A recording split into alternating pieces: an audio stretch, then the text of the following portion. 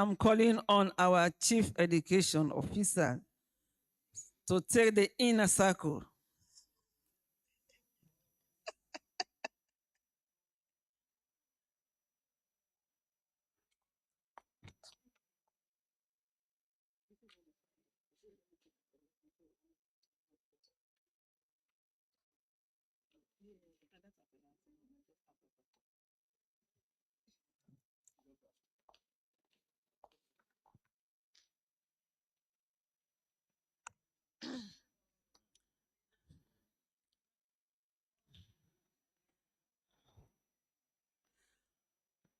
Once more, good morning to you all.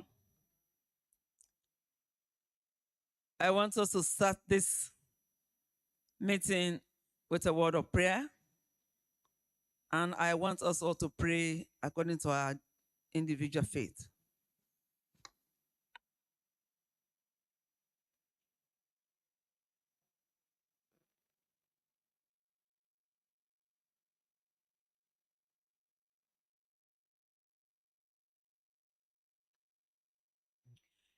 Amen and amen.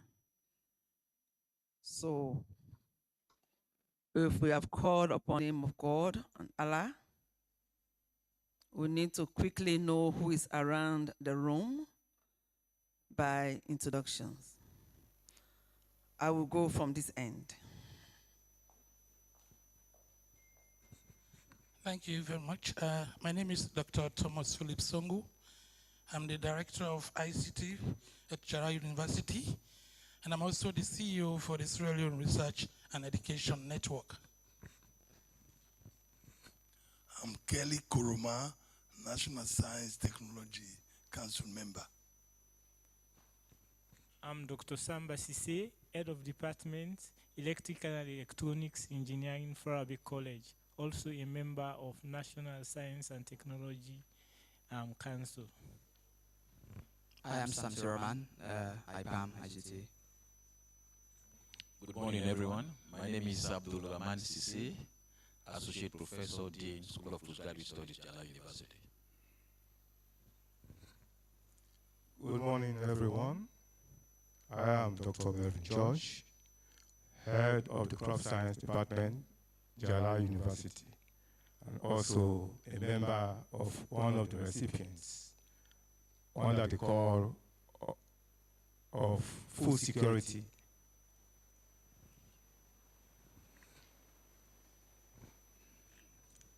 Dr. Zebakanu, Lecturer Geography Department for Abbey College.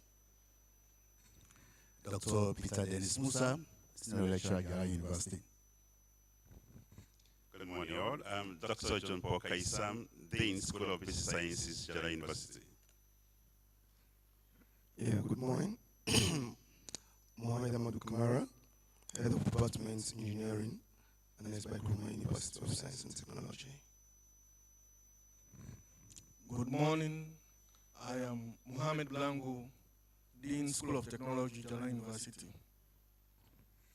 Good morning, everyone. I'm Professor Kemo Rogers, Head of Public Health, Jala University. Good morning, everyone. I'm Umaru Tarawale, Curriculum Officer, Ministry of Basic and Senior Secondary Education. Good morning, everyone. Memuna Kadisawi, Head Nutrition, Jala University. Good morning. I am Dr. Philip Mada Pesima Moya, Head of Department Horticulture, Jala University. Good morning. I'm Emmanuel Kamara, Manager, Academic Audit, Tertiary Education Commission. Good morning, Henry Smart, from Ministry of Technical and Higher Education, attached to UNESCO as Program Officer for Science, Technology and Innovation. Dr. Sherif Kamara, Head of Department, Mechanical, FBC. Good morning, Unisa Marafona, Chief Technician, Mechanical Engineering Department, FBC. Good morning. I'm Favor Kwesi Anku.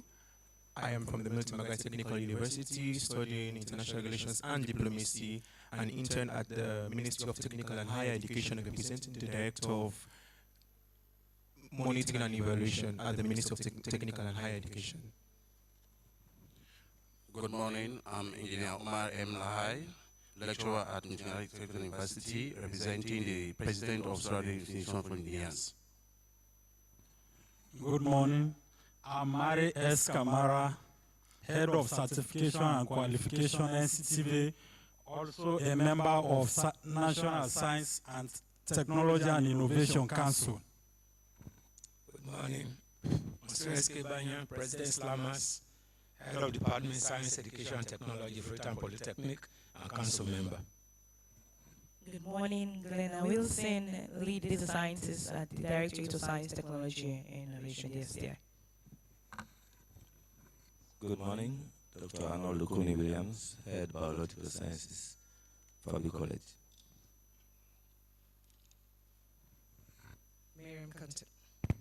Miriam Kantemorgan, Deputy Vice Chancellor, IPAM. Good morning all. I'm Dr. Mamasu Harisashi. I'm from the UK Foreign Commonwealth and Development Office. I am the technical lead for the Science Granting Council Initiative Programme. It's a pleasure to be here.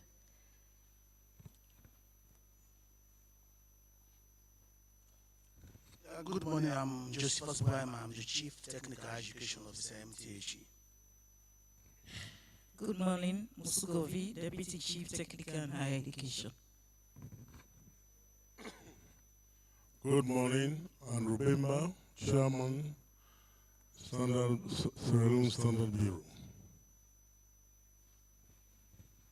Good morning, I am Thomas Yoma. I'm the Executive Director of the Sierra Leone Standards Bureau. Good morning, I'm Professor Oluwadi Akende. I'm the Acting Chief Medical Director of the University of Sierra Leone Teaching Hospitals Complex. Thank you. Please, if I can crave your indulgence for just a moment. Yesterday I announced, and I want to share it with this forum as well, that we have established a journal for biomedical sciences for the country, which is being run by the teaching hospital, and we will crave submissions from participants and also your proteges. Thank you. I will share the website with the audience after.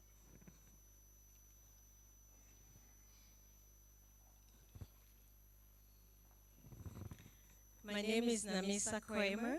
I'm the newly appointed Director of Human Capital Development, Presidential Delivery Unit, Office of the President. I am here representing our Chief Minister, Dr. David Moeni Nasenge. Aliagin Algali, Chairman, Tertiary Education Commission. Thank you. Saja Aziz Kamara, Deputy Minister, Ministry of Technical and Higher Education.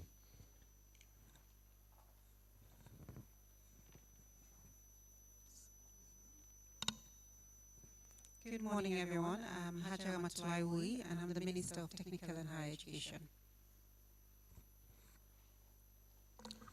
And I am Fatma Sakaiwa, Director of Science Education and the Minister of Technical and Higher Education, and the National Coordinator for Science, Technology and Innovation Council.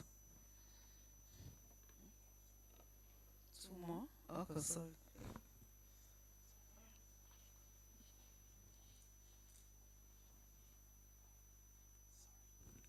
Good morning, everyone. I am Abdul Rahim, the lead at Easy STEM and also with the data science team at the STI. Good morning, everyone. Giyawa Sharif Amara, PhD Deputy Minister.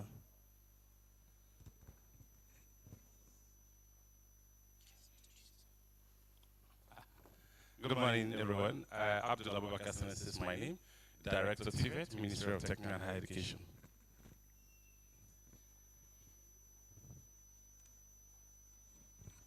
Thank you for those introductions. We now know who is here. And the National Science, Technology and Innovation is actually domiciled in the Ministry of Technical and Higher Education. And so the ministry has actually been taking the lead in the development of the policy and the establishment of the council. So on that note, it is actually the ministry that invited everybody here. And so I'm calling on the Deputy Minister of our ministry, Mr. Sergio Aziz Kamara, So give us the welcome address.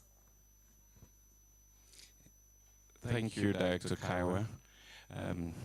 Good morning, everyone. I think it's in place that we welcome you all to Freetown, the Brookfields Hotel. I know many of you have traveled far and wide coming to Freetown to attend the session. I think for me, I just came back from Nigeria, representing the Honorable Minister as guest of honor at the Science, Technology and Innovation Expo 2024, the 8th edition in Nigeria. The theme actually was STI, Solutions to Economic Challenges. So that we are meeting today, it's also an acknowledgement that science, technology and innovation drives development, sustainable development. The National Technology and Innovation Council is pivotal to really driving development, sustainable development in this country. So as a ministry, on behalf of the minister, I think we acknowledge this. So coming together to engage, I think it's it's an immense opportunity for us to really step up our efforts to catch up with STI. Lots of engagements have taken place. With this policy, I think we do get policies, but then the implementation becomes the challenge. Also mobilizing the resources is the challenge. As a government, His Excellency has taken this as a front and center vision to move it forward with the Director of Science, Technology and Innovation, where the Ministry of Technical and Higher Education takes this very important to drive the vision that would ensure that sustainable growth and development is driven by science, technology and innovation. So we are all together to drive this mission forward. So you're most welcome and you can count on the support of the ministry. Thank you very much and welcome once again.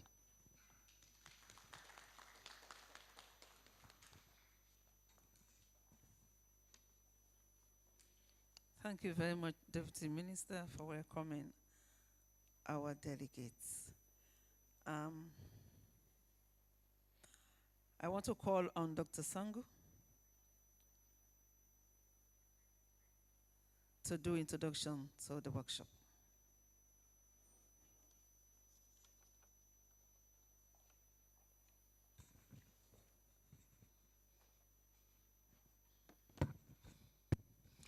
Good morning, everyone. Thank you so much to see colleagues from the provinces and also in Freetown to be here. Before I introduce this workshop, I just want to give some minor protocols. In this room, in case you are not familiar, there are two exit doors, this one and the other one there. In case you want to use the gents and ladies, as you move out on your left-hand side, you can find the ladies. Thank you. Again, I'm Thomas Philip Songu. I'm the Director of ICT and the CEO for Sierra Leone Research and Education Network, and also part of the STI Council. My role this morning is to introduce this workshop to you here. As the Deputy Minister rightly said, the STI policy, etc., was actually started by the ministry through funding from UNESCO and CEDA project sometime last year. And in April last year, a policy was approved by the government of Sierra Leone. But we are now in the process of taking these policies to stakeholders and in the form of implementation. So today's workshop, this 2 days workshop really is for the key stakeholders in the STI ecosystem to understand the policy and to discuss an implementation roadmap so that the policy becomes ours. That's really the key focus for this. In terms of the objectives of the workshop, we want you people to understand the goals, identify key stakeholders in the STI ecosystem, and develop timeline, assign tasks and responsibilities, and also including potential risk to monitor the STI policy for Sierra Leone. We also highlight the importance and roadmap to access to research in achieving the SDG goals and develop a shared vision for one open science policy framework for Sierra Leone. We want to consult with diverse stakeholders in the STI ecosystem and partners to understand the landscape and establish a priority settings process for STI and open science in Sierra Leone.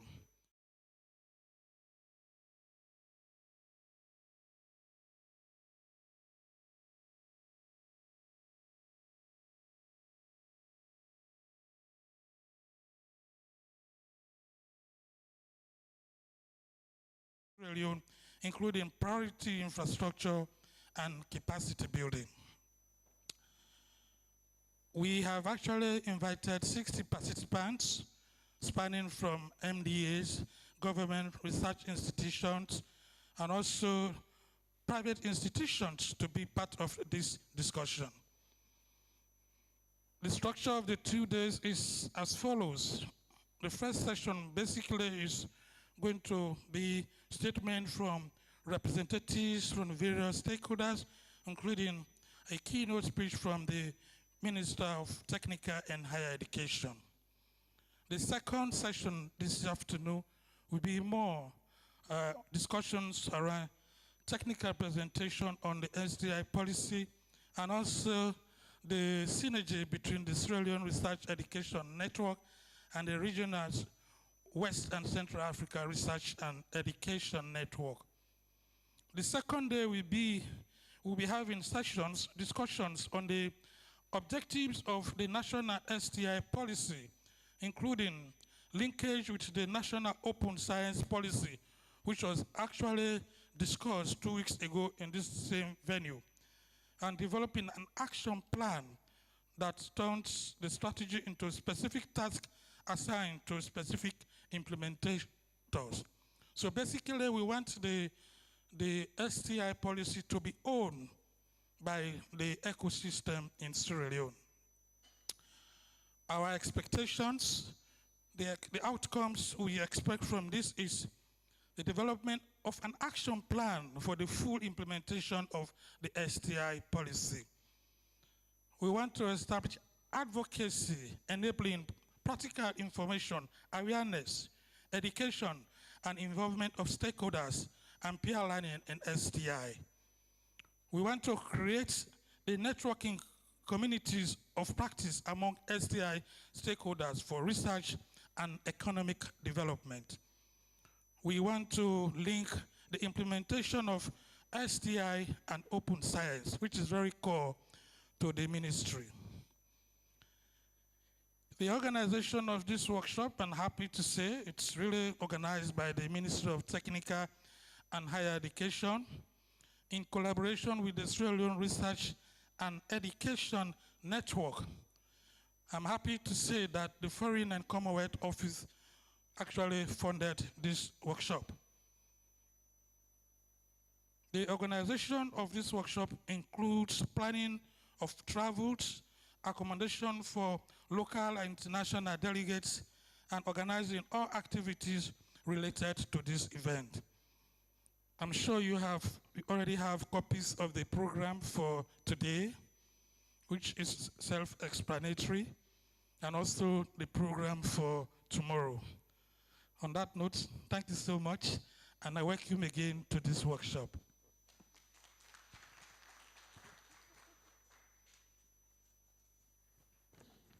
Thank you, Dr. Sango, for giving us an overview of what the 2 days is all about.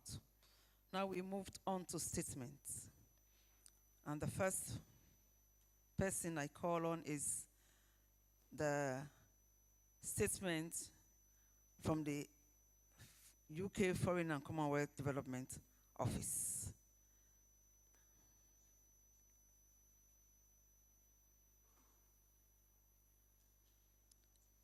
Dr. Mamusu Hari.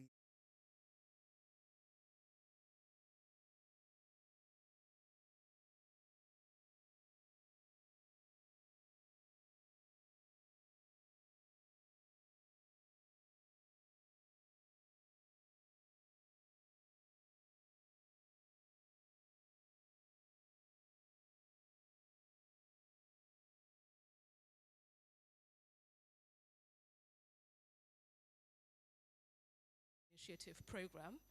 It's a huge priority for the UK government and how it intersects with open science. I'm absolutely delighted when we went around the room and I got to actually see who the delegates are, and you're all from the higher education sector. So that was hugely warming. And I should say from now that one of the reasons I'm here is to plan for the next phase of the program that I lead. And so please feel free during the course of these 2 days to engage, because what the UK wants is for investments and partnerships to be equitable and to be localized. And so we want to be responding to the needs of Sierra Leone, to the priorities of the country, so that, as the Deputy Minister said, we are generating outcomes that contribute to the sustainable development of the country. So I have been sent here by my seniors to be able to engage, to interact, and to connect with you. So please do.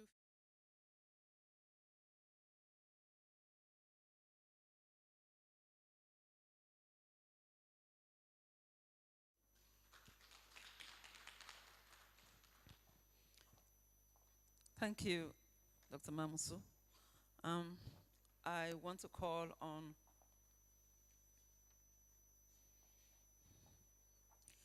the representative from the Chief Minister's office to give a statement.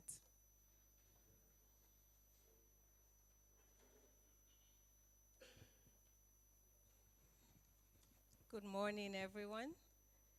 This is the first time I'm representing the Chief Minister. I am happy to be here. I'll be here with you all the next 2 days, today and tomorrow. STI was born from DSTI by the Chief Minister. Of course, with his innovation, with other colleagues of his. You can have all the innovation in the world, but if you don't have funding, that innovation will be somewhere in the back burner. So STI was then funded by UNESCO and CEDA to develop a national policy. That policy was then approved by the government. And you are here today as stakeholders to map out a roadmap in terms of implementing this policy nationally. You are all welcome. And on behalf of the Chief Minister, I wish you all a productive 2 days workshop.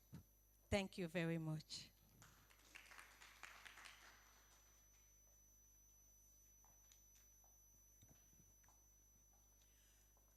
When we talk about science and technology, thank you very much, Madam Namisa, for that good message from the Chief Minister's office.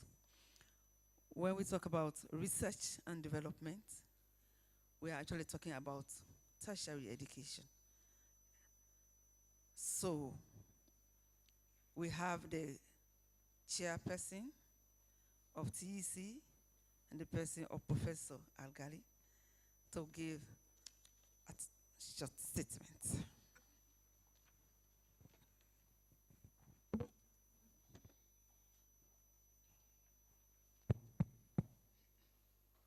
Madam Minister of Technical and Higher Education, Deputy Minister, representative of the Chief Minister, colleagues from the various institutions, let me, on behalf of the Tertiary Education Commission, welcome you to this workshop. And let me say the Commission will support the work of the Science and Technology Institute. We will lend our support. We have Mr. Kamara here, who will serve as a focal person. I will be here for most of the time, but Mr. Kamara will still ride through. We will support whatever you're doing. We will make sure that the institutions will leverage on them so that they can take forward the policy and its implementation. Once again, let me thank you for inviting us.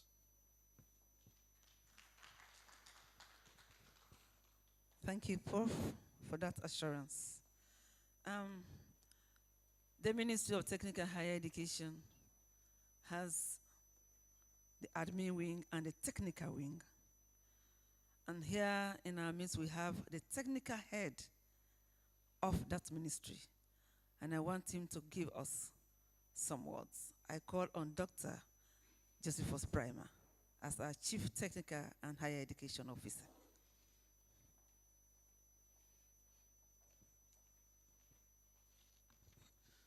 Good morning, all. Thank you for inviting me to this very important workshop that spans today and ends tomorrow.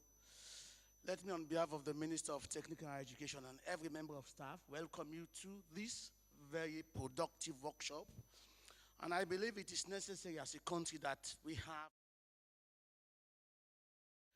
to the lead, Mrs. Kaiwa and Dr.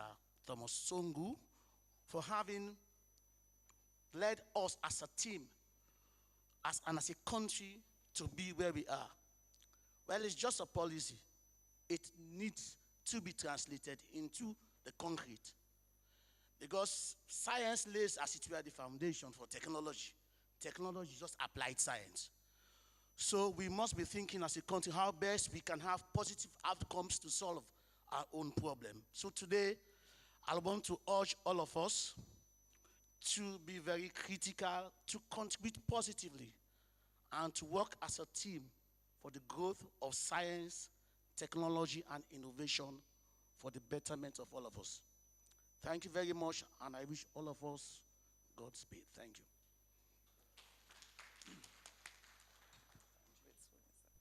Thank you very much, Chief, for that encouragement. We are now going to listen to a very beautiful voice. You know, somebody that does not shout, but when she speaks, she captures the ears. And that is no other person but our minister, Dr. Hajara Matulai Wuri, the Minister of Technical and Higher Education, to deliver the keynote address.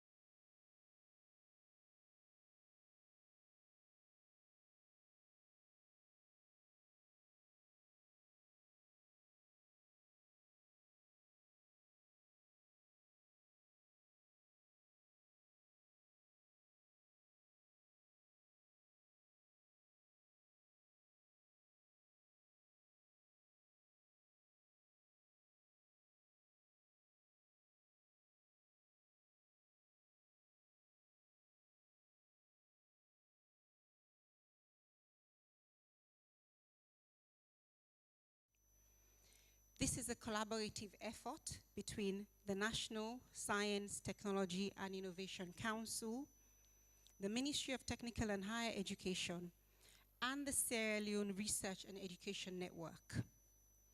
Your presence at this event is a testament to our shared commitment to advancing science, technology and innovation in Sierra Leone for the betterment of our nation and its people. As many of you are already aware, the National Science, Technology, Innovation Council was established by the National Science, Technology, Innovation Policy, which we've all heard was supported by UNESCO and CEDA, and this was approved by the government of Sierra Leone.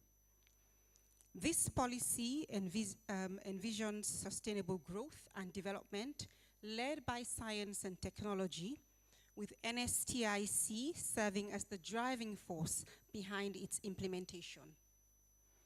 With a clear vision and mission, the Council is tasked with promoting, regulating, and coordinating research and innovation while mobilizing resources and providing strategic advice to the government on STI matters. This offers a window of opportunity for us as a country to utilize STI as a catalyst for fostering sustainable socio-economic development, keeping pace with evolving technologies, and empowering our universities and young professionals to lead the way in this essential transformation. The objectives of this workshop are multifaceted, reflecting our holistic approach to STI development, ensuring effective implementation of the policy. It has to be a living document. Firstly, we aim to define clear goals, identify the relevant stakeholders, develop a roadmap with comprehensive timelines, assign tasks, and establish mechanisms for monitoring and evaluating progress towards effective implementation of this policy. This structured approach will ensure accountability and facilitate effective coordination among all stakeholders involved in this critical endeavor. Furthermore, this workshop provides a unique opportunity to highlight the pivotal role of access to research in achieving the Sustainable Development Goals. By developing a shared vision for an open science policy framework tailored to the specific needs of Sierra Leone, we can unlock new potentials for collaboration, innovation, and socio-economic progress. Through consultations with diverse stakeholders and partners, we seek to gain a deeper understanding of the STI landscape in Sierra Leone and establish a priority-setting process that reflects the aspirations and priorities of our nation. Additionally, we aim to foster intra-collaboration with the relevant ministries, departments, and agencies, including the Ministry of Communication, Technology and Innovation, DSTI also, to ensure synergy in our STI efforts. By aligning our strategies and initiatives, we can leverage the strengths of each ministry to drive innovation, promote digitalization, and enhance the overall competitiveness of Sierra Leone in the global arena.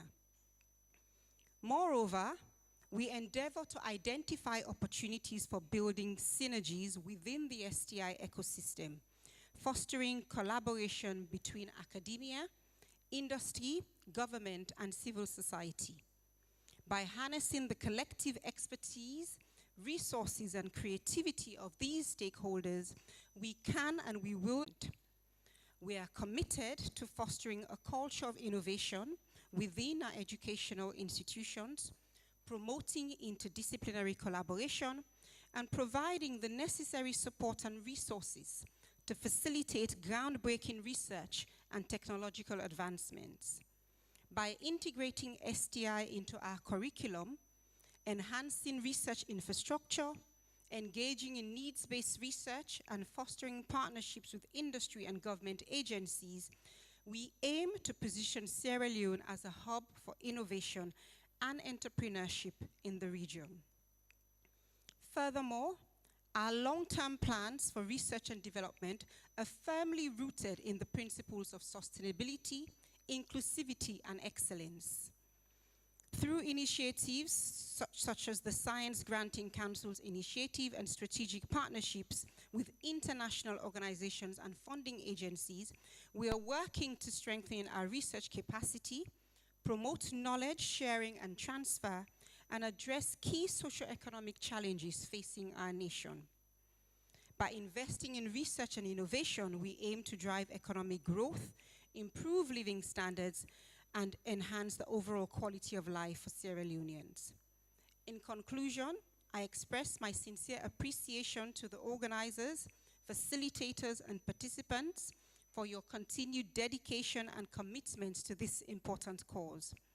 I extend my thanks and appreciation to SLREN, WACREN, who through the Africa Connect 4 project has been supporting this agenda.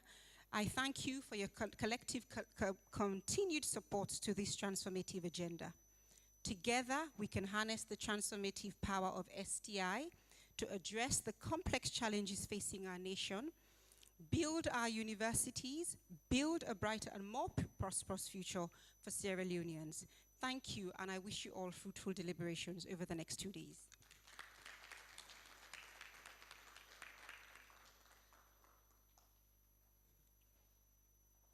Thank you very much, Honorable Minister, for those words of assurance and support. On this note, we are going to take photograph, after which we break for tea. So we are going to have photos by the banner.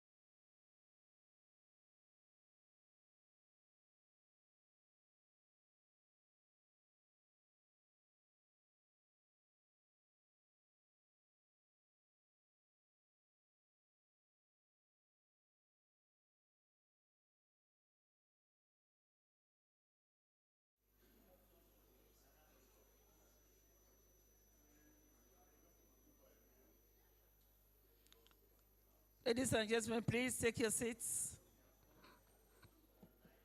We're about to start the next session.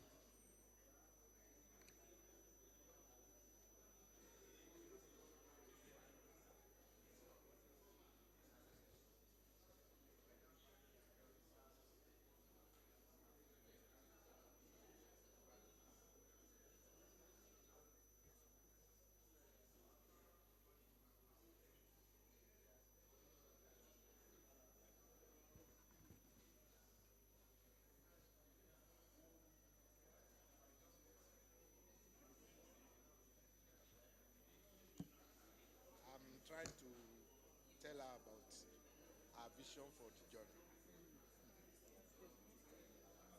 just a short announcement.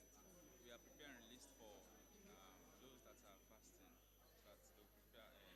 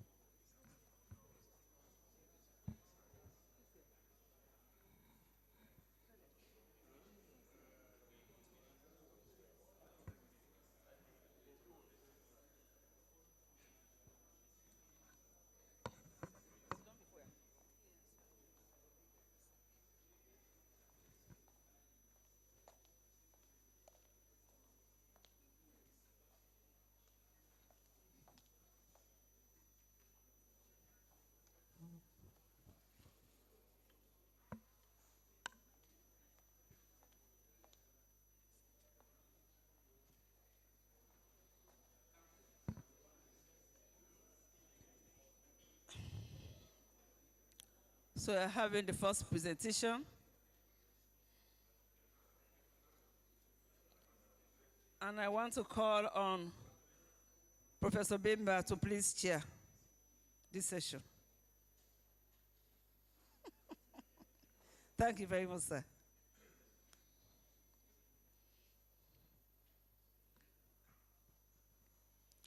This presentation is on the National Science, Technology, and Innovation Policy. And the theme for the policy is harnessing STI for socioeconomic transformation.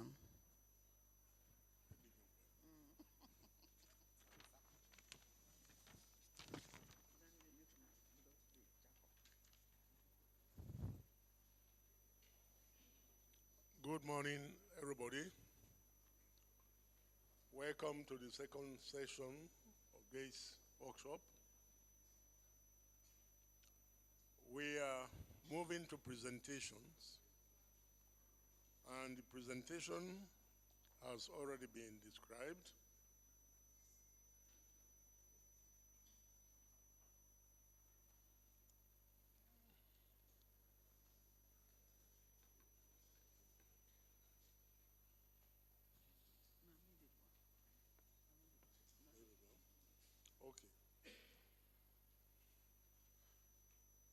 According to the agenda, that presentation was to be made by Professor Redu Sawyer, who unavoidably is not here with us, but Mrs. Kawi is going to do the presentation on his behalf.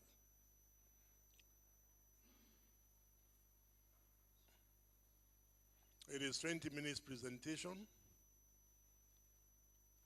and I will now ask the presenter to please do a presentation.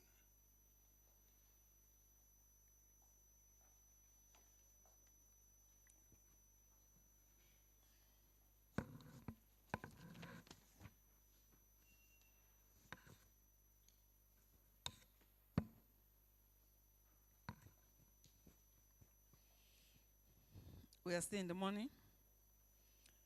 So this is presentation on the National Science, Technology and Innovation Council, policy, which should have been done by Professor Redu Sawyer, but I think he's multitasking somewhere outside Sierra Leone. And the theme for the policy is harnessing STI for socio-economic transformation, inclusive growth, and national cohesion. Now, this policy development was sponsored, as you've heard from the other speakers, it was sponsored by UNESCO, by CEDA through UNESCO initiative on strengthening STI systems in Africa.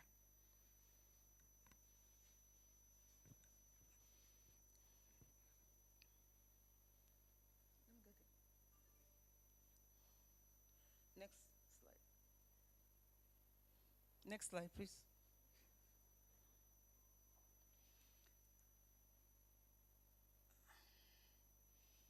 Now the presentation is going to take the form of the content pages, looking at the genesis of Science and Technology Council, the National Science and Technology Policy, capacity building of the Council, updates on National Science, Technology and Council calls, current status of activities, monitoring and evaluation dashboard. Back. Good. So we are looking at the genesis of the Science, Technology and Innovation Policy and Council in Sierra Leone. Well, I really want to start from the third one. If we are talking about genesis, is where it started. The first Science and Technology Policy was actually developed in 2001. And that saw the establishment of the council in 2002. And that council functioned until 2006. It became defunct because of lack of financial support. Although there was a secretariat, but after some time, the work of the secretariat could not be furthered on because of lack of resources. Now, moving forward to 2018, actually that policy that was developed in 2001 made provision for the establishment of NSTI within the Ministry of Science and Technology. But then we had the Ministry of Education, Science and Technology. And so that directorate was actually intended to be situated within that ministry. It actually never worked until 2018, when the directorate was now created and situated within the presidency, which is NSTI. So NSTI now developed the National Innovation and Digital Strategy, a 10-year strategy spanning from 2019 to 2029. And same 2019, we started the review of the old policy, the Science and Technology Policy, And that review ended in the formulation of the National Science, Technology, and Innovation Policy in 2023. And we have papers that were consulted that actually spoke to the policy, which includes the National Medium-Term Development Plan 2029 to 2023. So that is, in short, the genesis of science. Next. So that is just summarized there, that the country had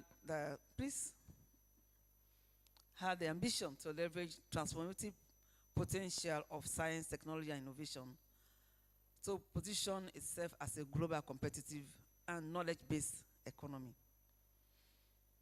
And in the words of the president, he said, this strategic orientation is founded on the premise that knowledge is essential to addressing socioeconomic challenges and a key driver of growth and competitiveness, as well as indispensable in achieving high quality of living. So the STI policy in 2022, the president added his voice to it. This acknowledgement, those are the people.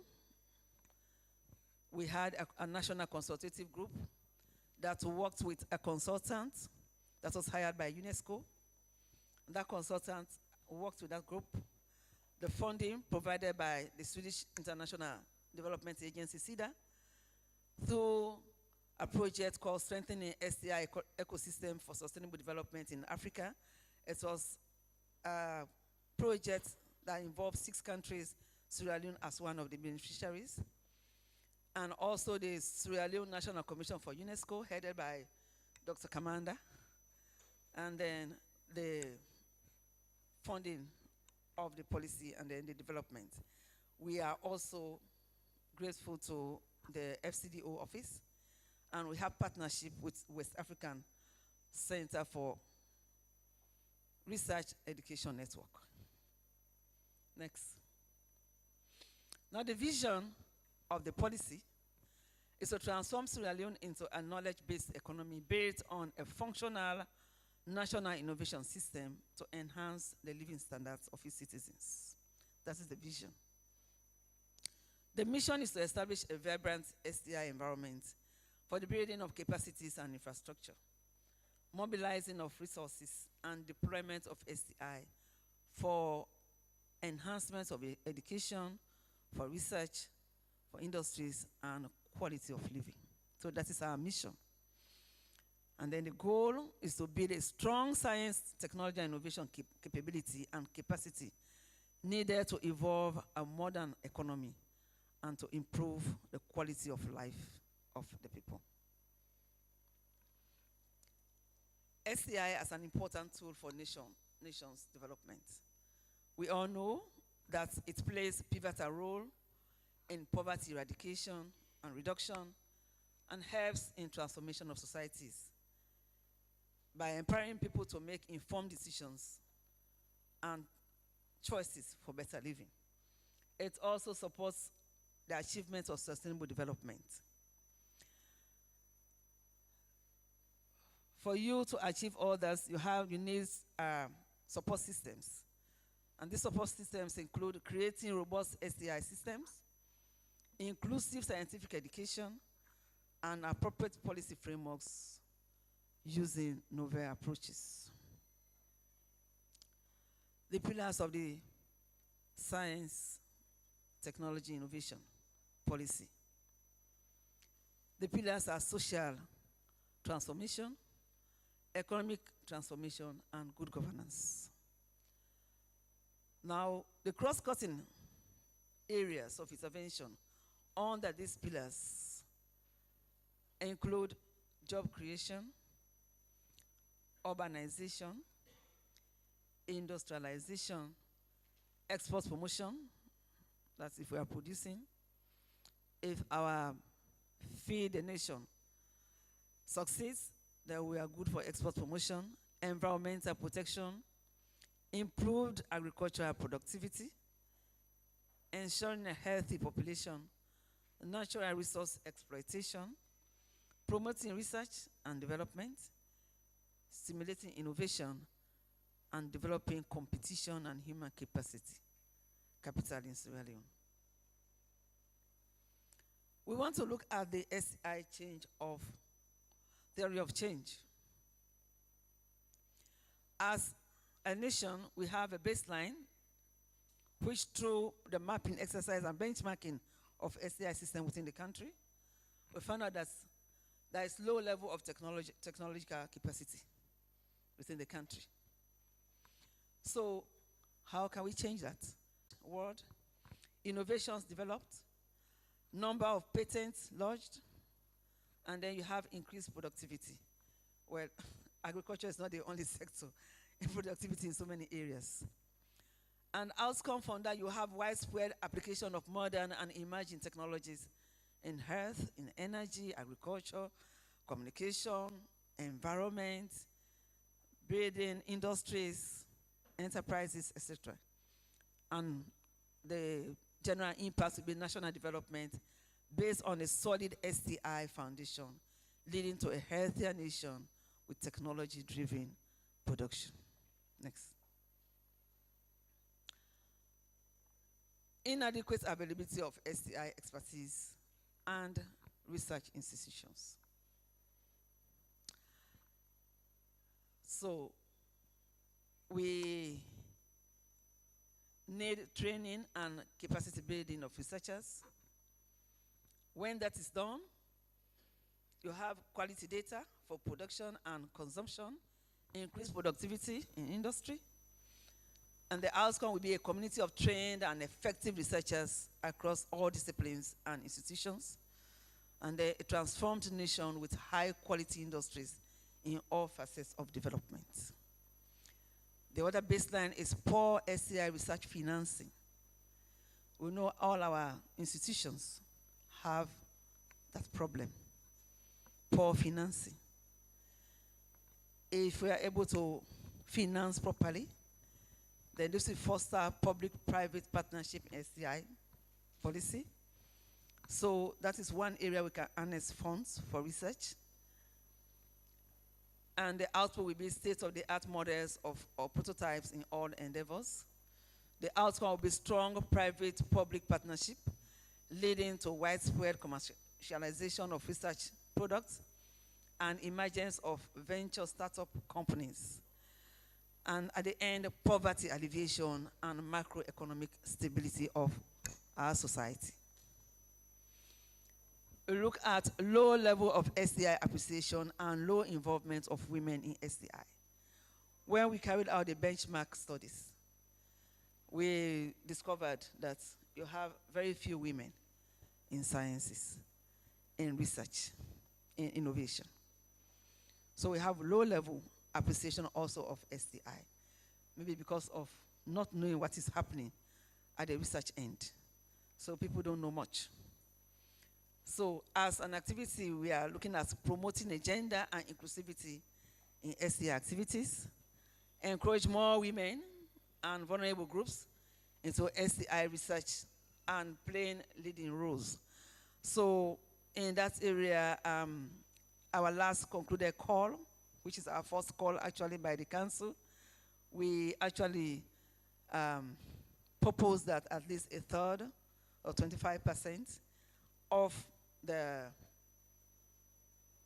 those that will be winners should be a woman. We had 5 thematic areas, and one actually is led by a woman, the PI is a woman, and the others have women as co-PIs. And empower women and men in STI issues, and then you will have an inclusive society benefiting from the diversity of talent from its population. Next. Underutilization of indigenous technology. We have research on available indigenous technologies nationally. So we develop indigenous technological ideas into meaningful activities and production. The output from such will be a robust database on all facets of indigenous technology for development.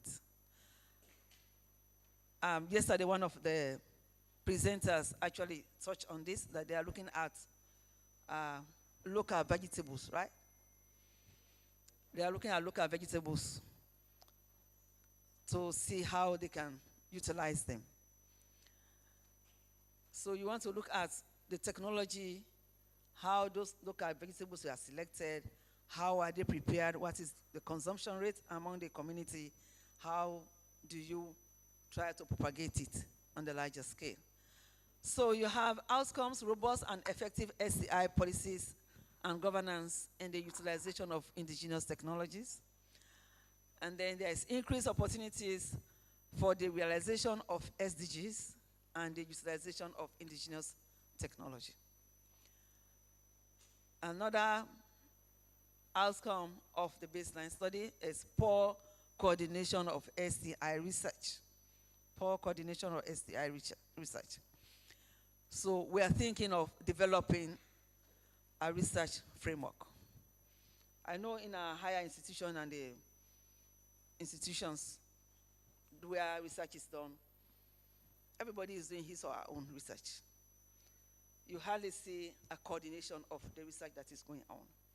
So because of that, the population at large do not really know what is happening, because we are one researching mainly for upward mobility and whatever little we can accrue from it. Not much is publicized on our findings.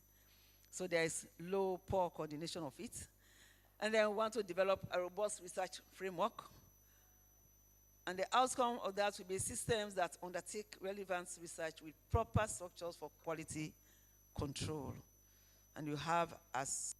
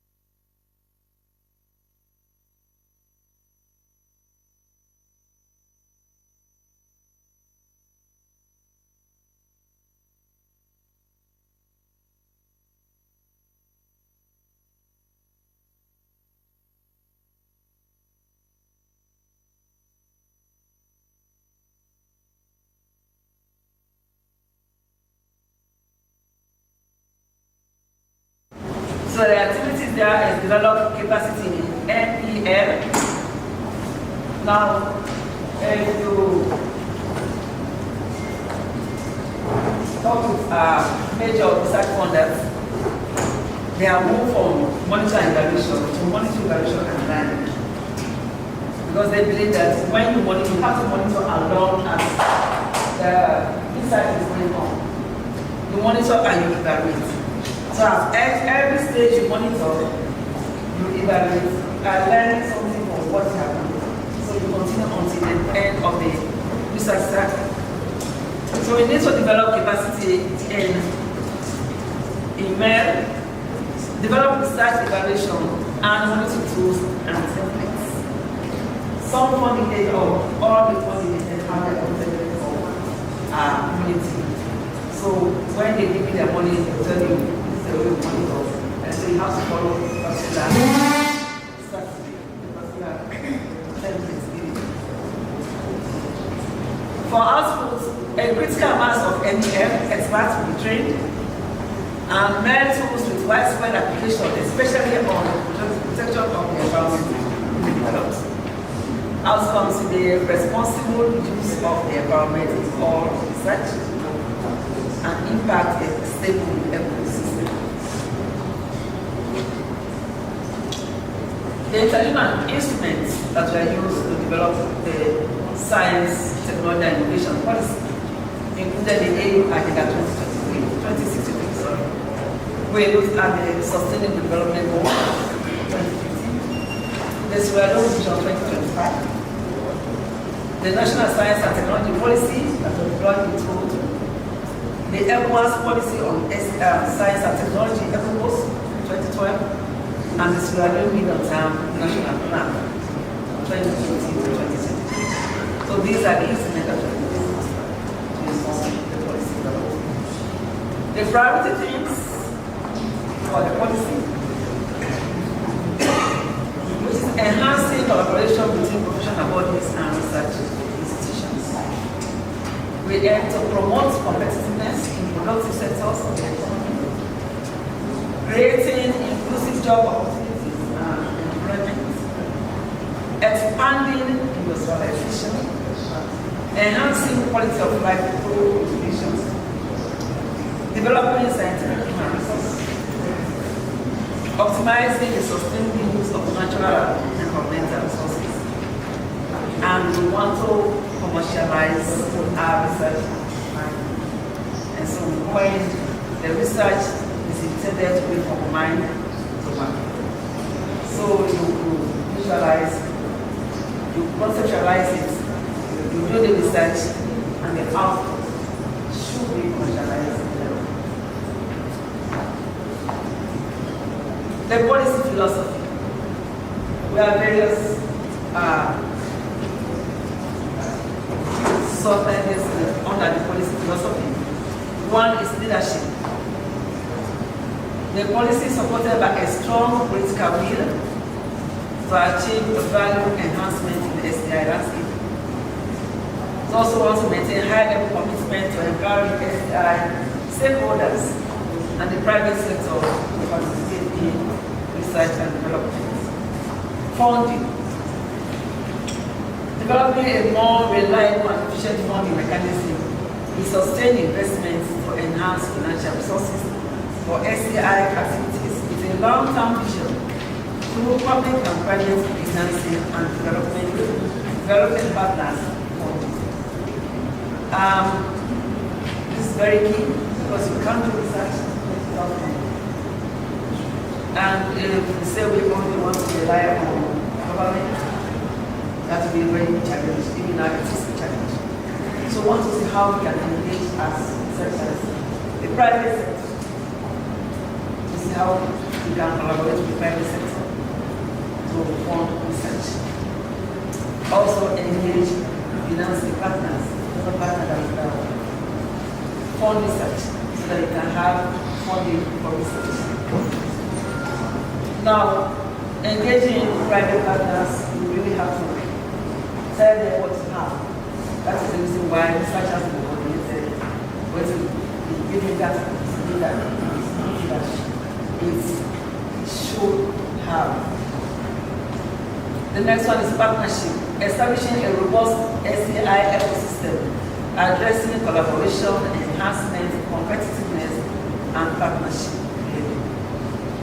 So ecosystem, the STI ecosystem collaboration is very key. Now, new researchers are telling me that a single author publication is no longer respected. You have to collaborate. They want to see multi-stakeholder publications across disciplines.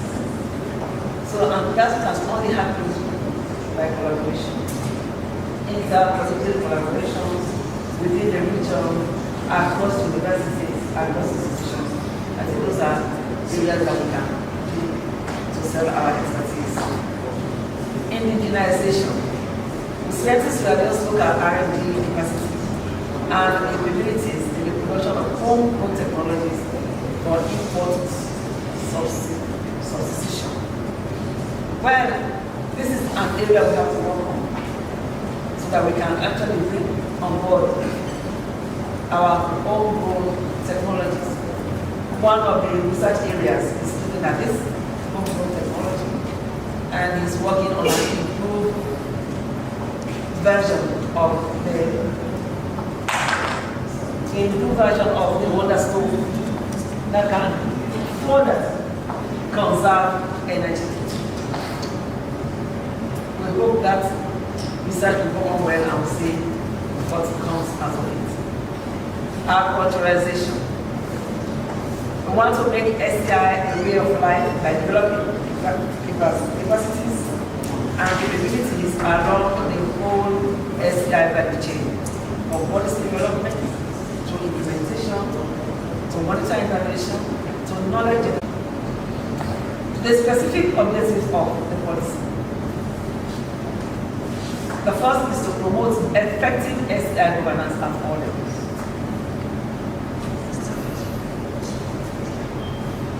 So when you have effective STI governance, that governance structure will now be able to implement and monitor the STI and what is happening in the country and also development.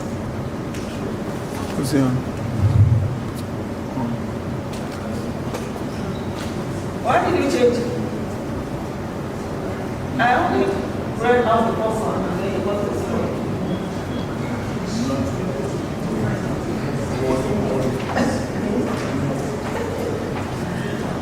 The second is a re-establishment and restructure of National Science, Technology and Innovation Council, which we have done.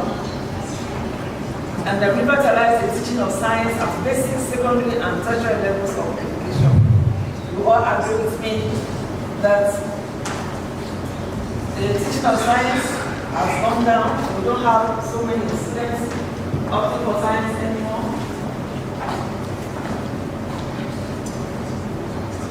The basic sciences, let me put it that way, because people are going for science, but maybe public health is now more subsidized than any other science. The basic sciences, there are being a reduction from basic, from secondary, and even tertiary. And that is seen in the number of teachers in sciences. We have very few number of teachers in sciences. Most of those who are teaching science are not actually graduates in science strictly. Most of our math teachers are economics graduates or engineering graduates. Most of our math teachers in the schools, or accounting graduates. So you have very few math graduates who are teaching mathematics. You have very few chemistry graduates who are teaching chemistry. They will tell you they did agriculture or they did something else. So that is the reality on the ground. So we want to revitalize the teaching of science. And in that regard, I know the Minister of Basic has started providing laboratory equipment to senior secondary schools in the regions. Accelerate human and capital development in STI and STEM. Promote mastery of indigenous technologies and their application in industries. The next one is promote gender equity, equality, and inclusivity. As a ministry, we have tried to encourage women in science by offering them scholarships. So we have the SLG for women in sciences, science and engineering. I know not all of them are covered because the numbers are huge, and the quota for the scholarship are also limited. But then we try as hard as possible to include them. And when we have windfalls from donor partners for international scholarships, we give preference also for women in sciences. We promote gender equity and equality, and then want to promote R&D and innovation, which is key for our development in the country. We want to promote open science. Open science is now the talk of the day in the science community. You want to have access to data. You want to share knowledge, share equipment. And so open science is now being promoted. Of course, there are modalities that need to be in place for patency so that whatever you put out there, you see, have some remuneration for your energy and for your knowledge. Promote scientific freedom and responsibility. I've actually developed a paper on that, but then we'll have to look at it properly before we can make it a public property. Promote research in new and emerging technologies. We have started. There's one gentleman, a young guy, looking at AI in education.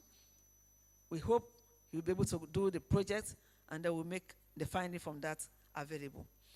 Strengthen intellectual property rights. Develop reliable funding mechanisms and strategies to supplement annual national budgetary allocations to STI. So we don't have to depend on annual budgetary allocations. We have to find mechanisms. That's the reason why we have been able to anchor on the Science Granting Council initiative for Sub-Saharan Africa, where we're having little windfalls. Because it is through those meetings that I met the FCDO rep that just spoke to us this morning, and also got help from other funders. We want to promote industrial and national competitiveness.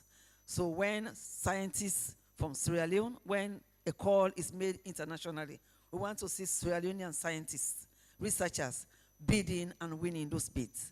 International competitiveness. Policy objectives, as I've given you, and these are the strategies. I don't know whether I'll go through all of that. Maybe. So those are the objectives, and we developed rationale and strategies for all the objectives. Now, what we are here now to do is look at those strategies and see how we can implement them. That is the assignment we have for this workshop, to develop the implementation plan for these objectives and their strategies. I thank you all.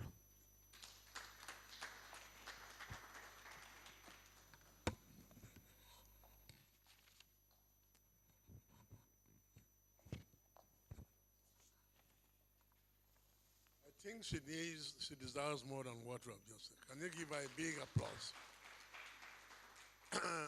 That was a very technical paper written by some other scientists and adequately presented by her. Thank you very much. Am I going to continue being the chair? I want to make a suggestion with a kind approval. Instead of continuing with questions and answers, we proceed with the next presentation, after which we have questions and answers leading into lunch break. Carried? Carried?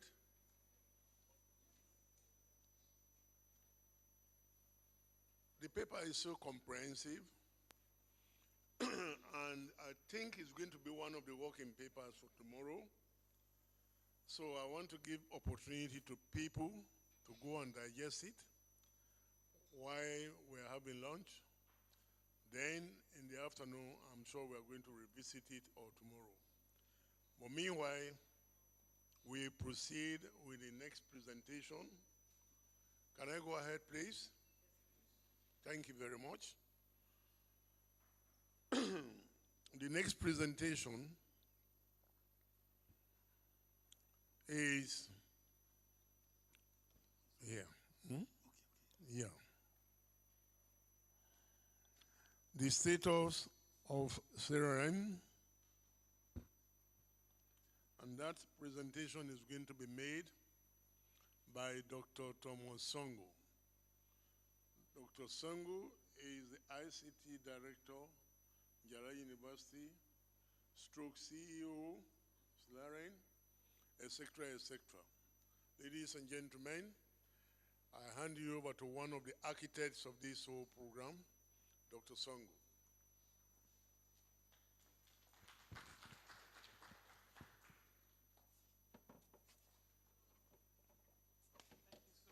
Prof. You know, when your professor introduces you to a panel, you get a little bit timid, but I will do my best. Good afternoon. My role here is to actually give you the status of the Sierra Leone Research and Education Network. You know, globally, higher education institutions are connected to the dedicated network. They normally refer to that as REN. In Europe, in America, in Africa. So Sierra Leone, we have just started. There has been activities for the past few years. So I want to give you a synopsis of where we are and some of our future plans.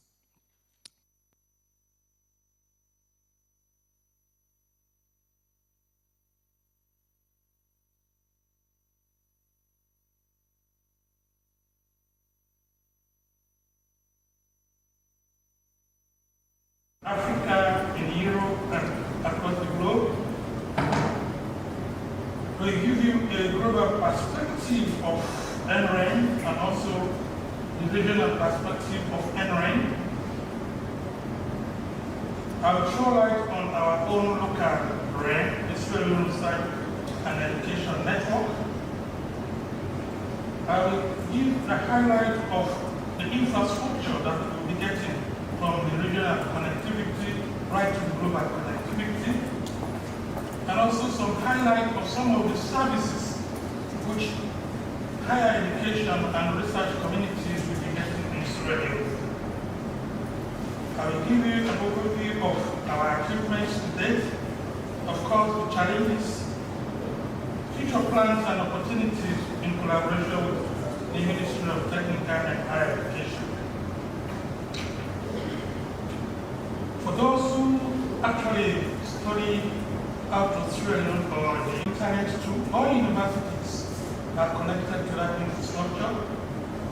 In the UK, we have Joint Academic Network. All universities have that network. In Europe, I thought we called the GIANT that connects European universities.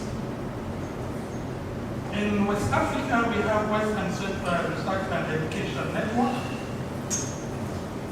And in the South and Eastern Bloc of Africa, we have UNTNET.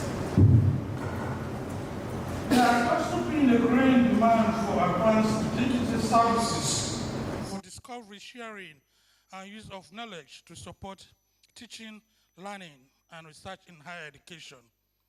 So I'm going to give you through a synopsis of where we are today in Sierra Leone. Research and Education Network. Generally, REN are supported by public institutions. They are typically connected to a regional counterpart they call RENs. They provide services to knowledge institutions in their country. The African RENs are linked to Global Research and Education Network via GIANT. The higher education facilities, collaborations and research normally through the NRENs.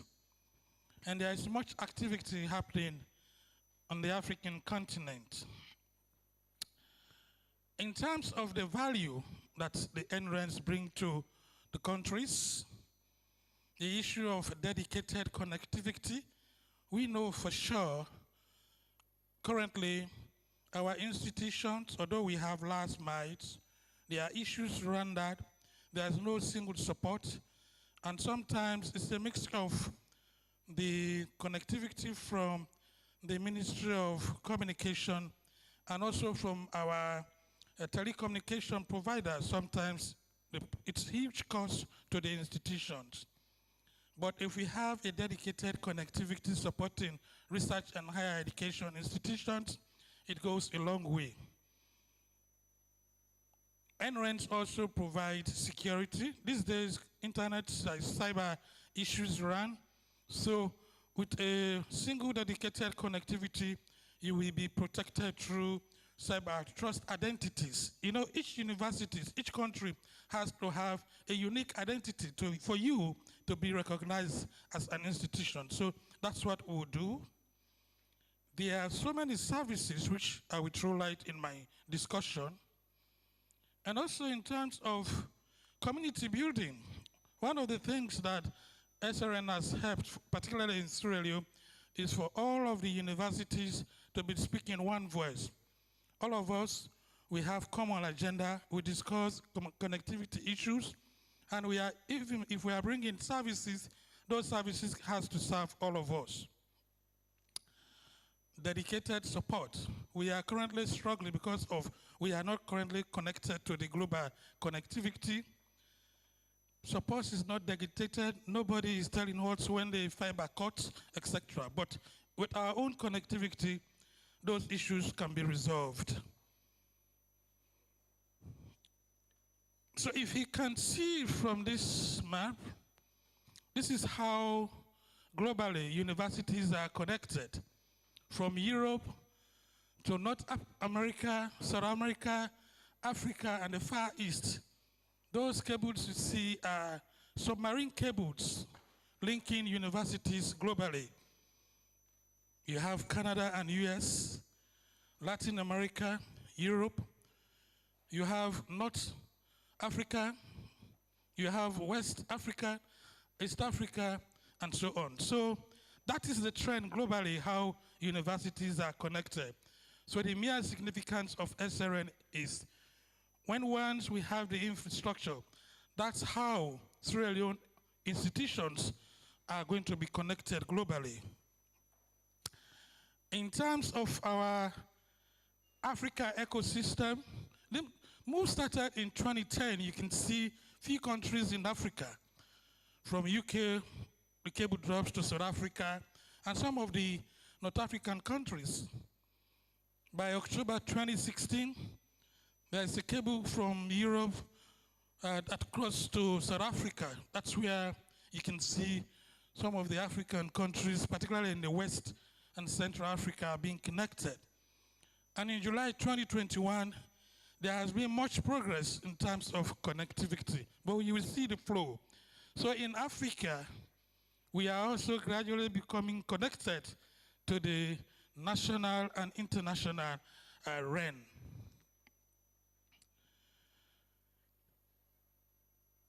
In West and Central Africa, these are the countries that are currently within the WACREN member zone. Currently, there are 13 countries, and Sierra Leone is one. This map shows we in the West and Central Africa zones that will be connected through the WACREN infrastructure. Sierra Leone is a member, and I'm happy to say there has been good discussion with the Minister of Technical and Higher Education with WACREN for us to get connected very soon in this country. Now I come down to SLREN. You know, countries will not be connected unless you have your own regional REN. You have SLREN, you have NG-REN, you have Ghana REN, you know, you have Liberia REN, Gambia REN, Senegal REN. So for us, Sierra Leone, SLREN is our own gateway to connect to the regional members. It includes librarians within the universities as a research institution. Our hope is to connect colleges, secondary schools, and primary school once our infrastructure has been set up. It's part of the regional network. We are part of WACREN. We will be connected to WACREN, and we are connected to the entire global space. The goal is to connect higher education and research institutions to state-of-the-art network infrastructure to higher education. We are no longer going to be maybe by best endeavors, by telecommunications, or maybe catered to us. In terms of a broader roadmap, this initiative actually started in 2016. All VCs, the ministry, they gathered in Njala. In fact, it was referred to as the Njala Declaration to ensure that Sierra Leone is connected to the global research superhighway. In February 2017, we were formally registered as a non-profit just to support higher education and research institutions. And we also became a member of the regional NREN WACREN. From 2017-2018, there was a project through the government of Sierra Leone to put fiber last miles to the universities, and that was a very strategic decision. All of the major government universities have last mile of the last mile. What that means is, once we get our own infrastructure, it's easier to connect all of us with same bandwidth, same services. From 2020 to 2023, we have been doing series of sensitization within the universities. I'm happy Professor Conte Morgan is around because myself and her have been with the low-hanging fruits, exposing universities to abundant online resources that are available to us, and also a day who is so easy to access, who is ready to listen, and who is ready to drive some of the aspirations we have been caring for. Today, she had made commitments to WACREN to make sure that they set up a dedicated infrastructure, and all of us, no one is going to be left behind. Let me throw lights now on the infrastructure and the services that we will expect to get this year.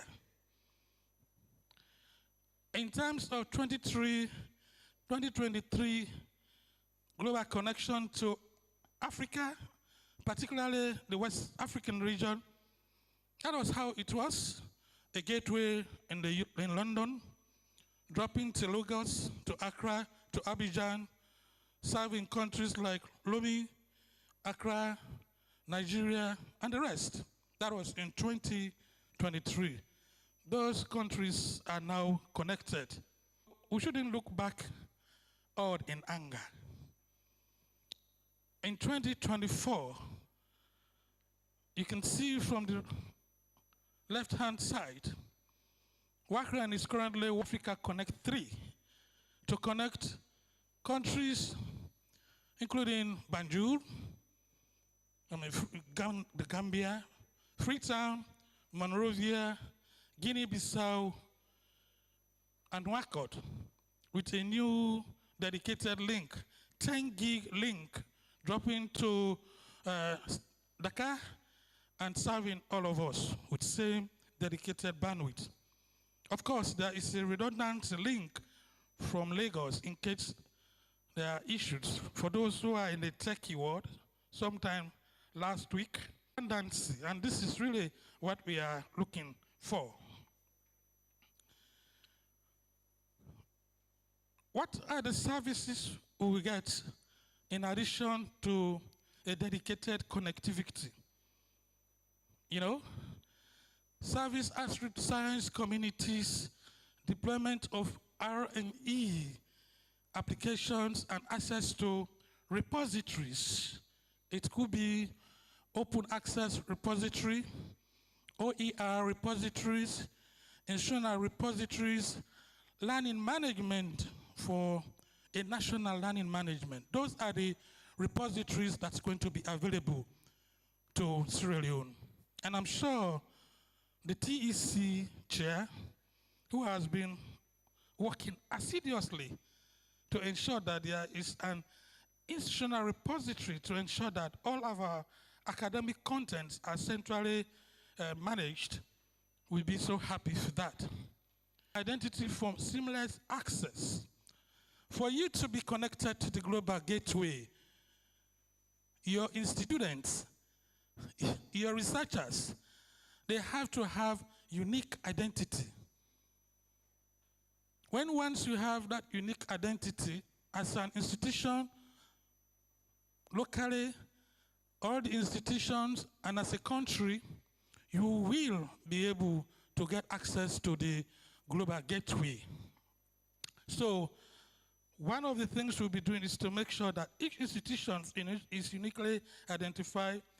Each student, each faculty member has unique IDs so that you can move seamless. Products such as Edu Roam or Edu ID, when we have those unique IDs, I can move from Jala to USL. I don't need to bother about connectivity. I will be roaming because I have unique ID. If I move from Sierra Leone to Ghana to UK to South Africa, as long as they have the Edu-Roam, you don't need to bother about connectivity. So that's one of the benefits we'll be getting. Of course, I cannot underestimate the issue around cybersecurity. As we get more connected, there are people out there trying to bring vulnerabilities and threats. So we have to make sure that our network is connected, and that's what a general body supporting research and education will be able to do. Of course, in the past couple of weeks or so, we have been talking about open science, online publishing, research data management. All of these components are going to be the services that we will enjoy from WACREN. In terms of our achievements, I think I will list some. For us to be registered as non-profit making, we are not getting money. The idea is to work as a team for universities and research institutions. And also we are a member of the West and Central Africa Research and Education Network. Jala University was quite bold time to support this venture. We have a very strong membership base, all tertiary institutions. No one should be left behind.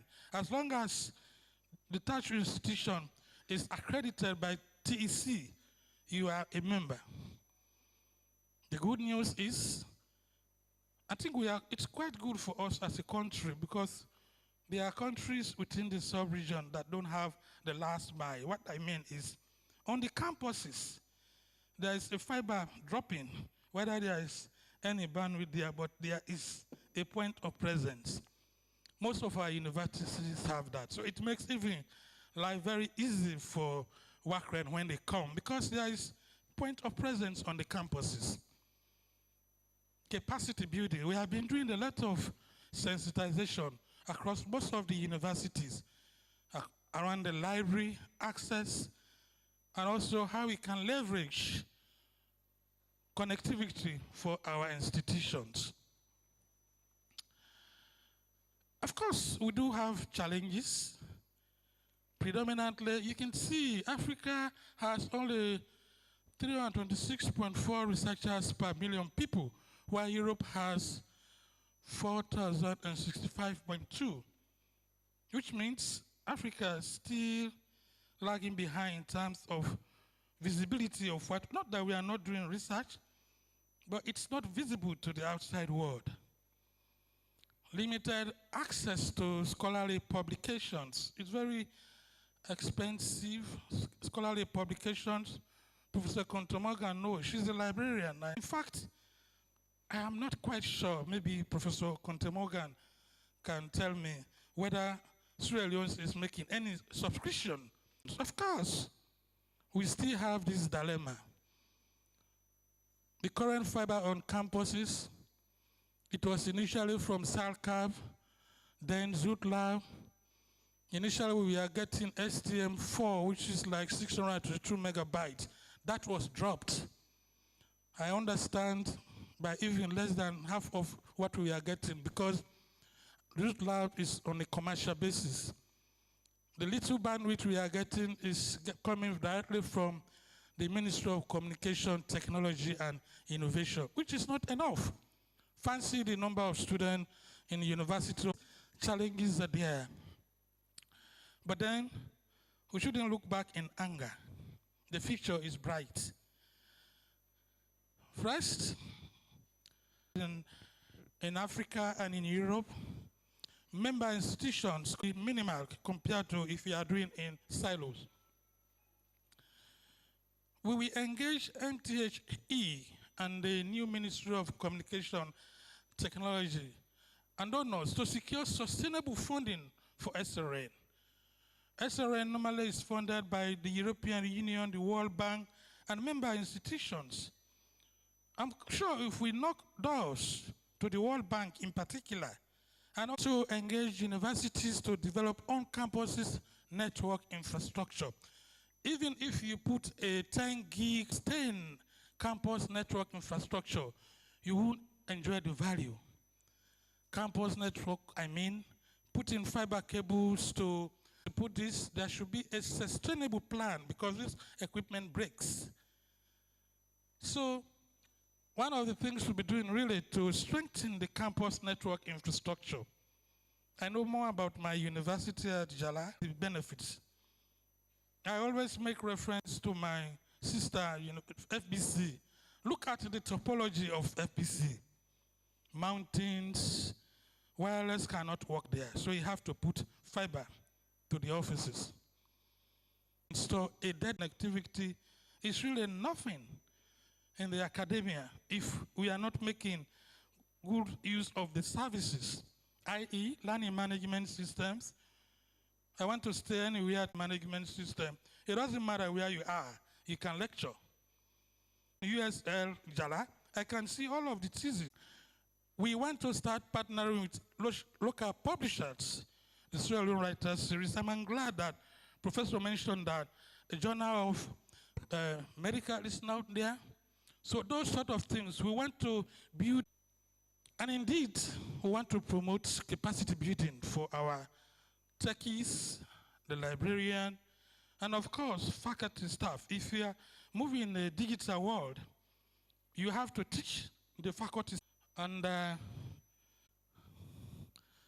we had training sessions at Eastern Tech University.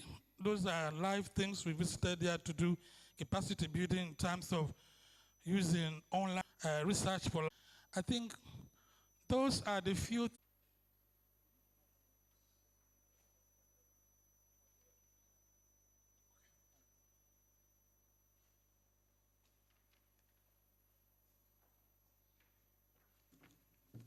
Thank you, Dr. Songo.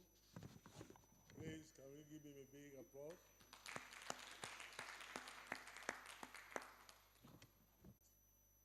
Feel free. We are here. Please.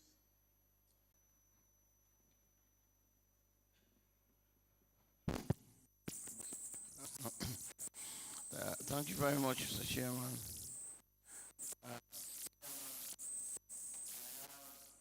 Jones.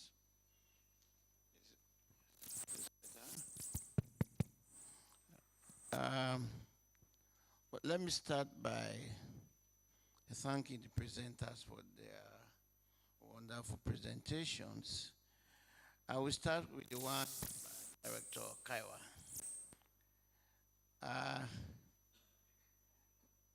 I don't want to go to history, but I happen to have been part of the team that put the first STI document together that led to the development of the tool, which at some point has now been reactivated. That development is driven by knowledge, but also why are we in Africa so slow to pick up? It's only now representing Sierra Leone on the United Nations ECOSOC Commission for Science and Technology for Development. I was there for 6 years. And we mourned this issue. We lamented this issue. And I wrote a letter of science is able to do. So we want to disabuse that ignorance or that lack of knowledge in our people to wake up, especially our policymakers, our politicians. Let them know what science can do. And that article, maybe I will have to republish it, actually talked about showcasing the power of science. And I even suggested right down to teaching science and technology innovation issues in schools. That was something like 4 or 5 years ago or more.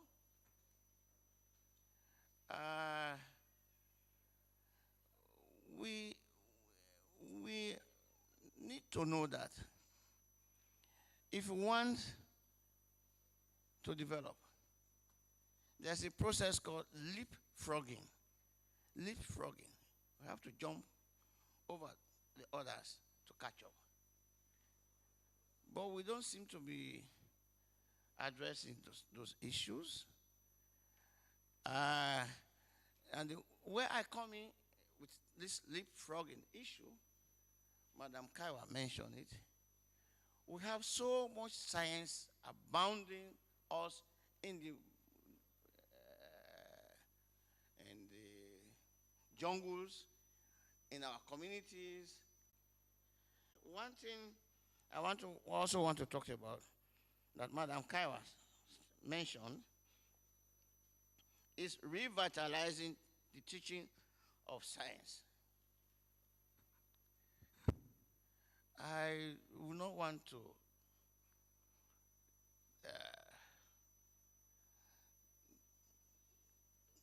lament too much, but it appears alternative to practicals. We are not doing practicals at the high level. When are we going to stop this? The only reason is that we are not teaching practicals in school. He talks about these networks,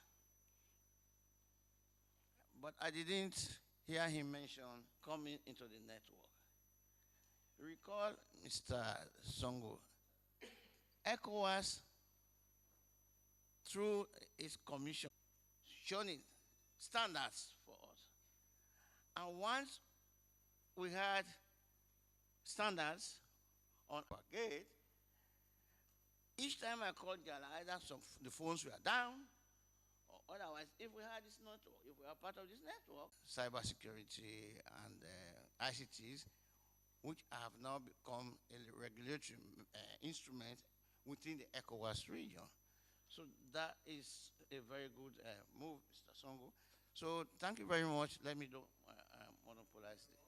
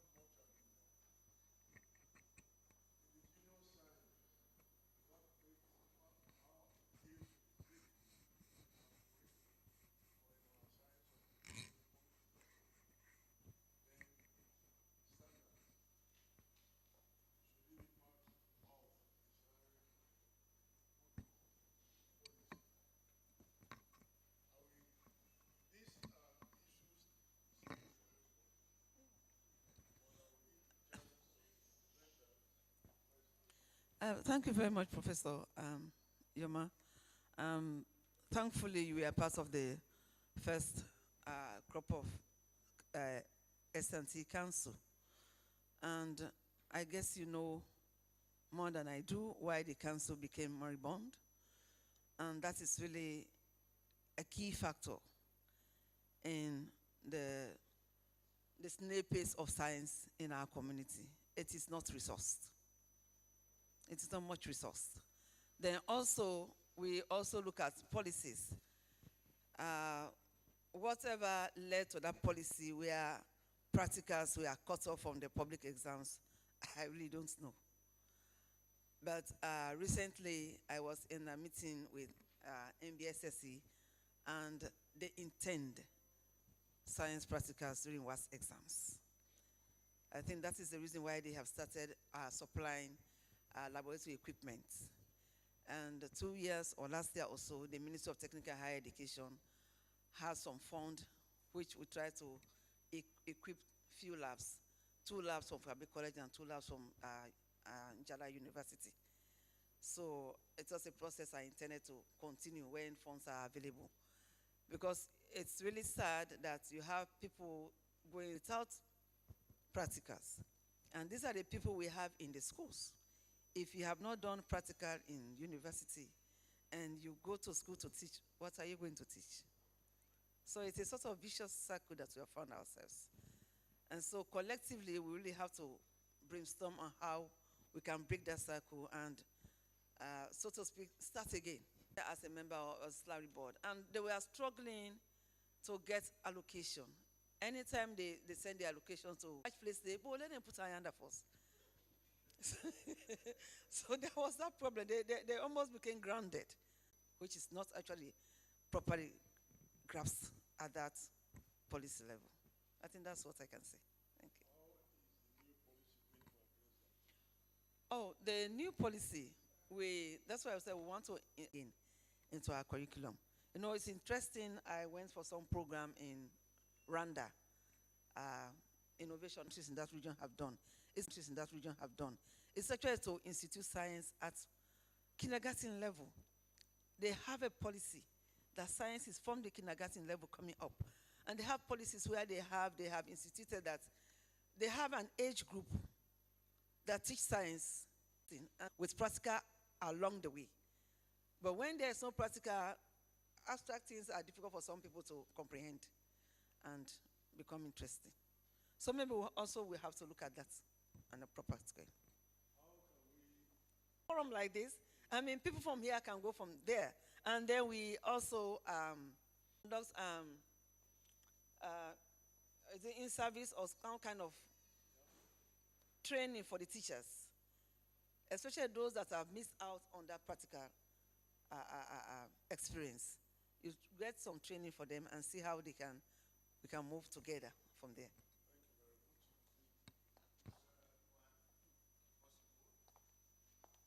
Can we make awareness raising,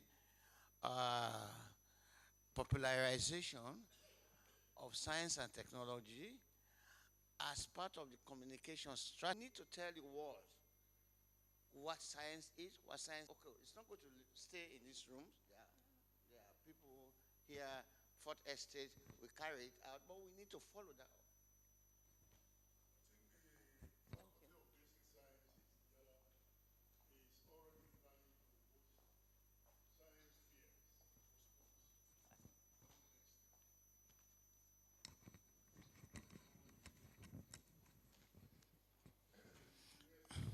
Can I respond to Prof? Yes.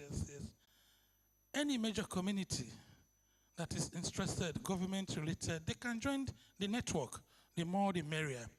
So it's not restricted, but for a startup, in other institutions, fine, they are members. In terms of security, in fact, in my presentation, I made emphasis on cybersecurity. There is not this move. They have heard training. As countries get connected, you are obviously prone to threats and vulnerabilities.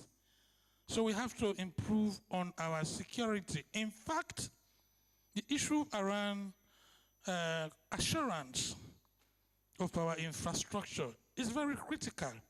It starts from a national ICT policy, a national cybersecurity policies that has to be monitored. So your question is very timely, and it's going to be part of our transition. Obviously, I like your last comment about sensitization. One of the reasons that we are here is to look at the National STI policy and to waterfall to our institutions, going down, educating our institutions and the STI ecosystem about the importance and why we should do it. So it's going to be part of the drive for the council to make sure that people are aware of, people develop policies and put it in the box. But policies has to be taken to the people, and we create the enabling environment to monitor how well the policy is working. So that's part of the challenge the council is going to have. Thank you.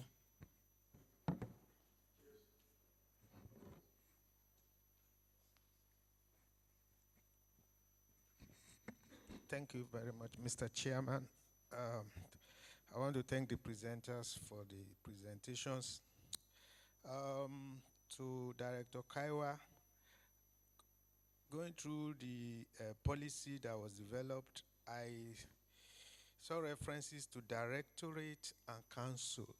One page mentioned that the council will be moved to the ministry, and then there's already a directorate of STI. I'm wondering whether there will be conflict and duplication of efforts between these two entities. I was wondering, will it not be better to match them and so that they can come together? But when you have a directorate and then you have a council, all the two of them being resident in the ministry and then basically also overseeing the same thing, there's a potential for conflicts and things like that. I was looking at that. Then I love the word that Prof used, leapfrogging.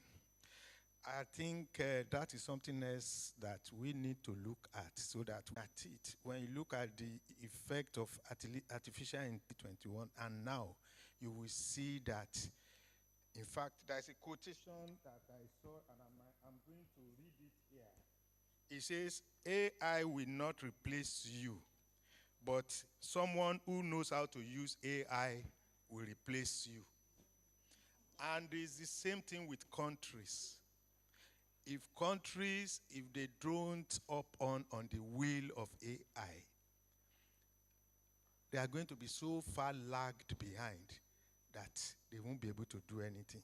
A study has shown, for example, among a lot, in going through a lot of mundane tasks that I don't have to go. And as a country, I think it's something that we need to look at that thing again, that policy again, and then see how we can upgrade and lay some emphasis on AI. We need to do that. If that document goes out like that without that emphasis, I think it's going to be severely maimed. So we need to. Then I'm also happy that Prof talked about it because I've written it down before. Issue of dissemination. One of the issues we have in Africa is that we do researches, but our people don't get to know about the research. And I'm not even talking about the community now. I'm talking about fellow researchers, really. In my presentation, I do things so that those working here, there are some researches I'm talking about, so that when you are working on something, you don't have to duplicate what somebody has done in the past. You log into the database, you can take it to the next level. And this also should be included in this, should also be the issue of journals. Okay, there's no reason why a country like Sierra Leone should not have at the very least, a journal in each of the, in each of the major areas. And I'm not even limiting it to science, education, arts, social sciences, and co. And this is what we should look at it.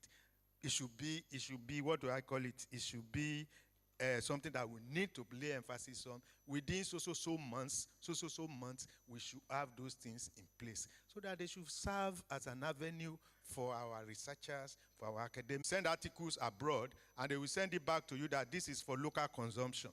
And if you don't have local journals, nothing can happen. So this is where I'm going to stop. Thank you very much.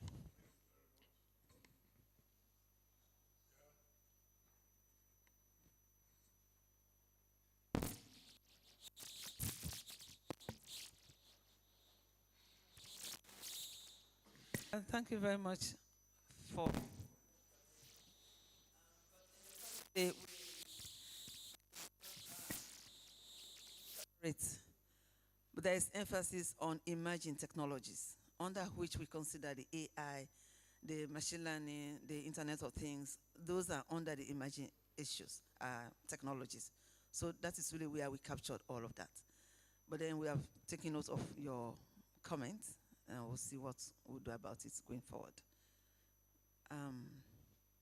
For publications or journals, I think about a week ago, we had an open science symposium where all those were discussed with community of publishers and scientists here. I'm sure there's an assignment on the floor to see how they can move from there.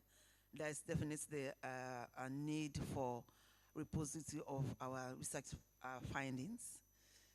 Once we have that, that will help our open science and then the availability of data to so many people for use and for development. Anybody wants to add?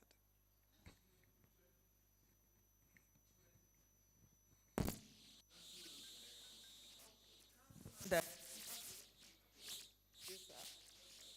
well,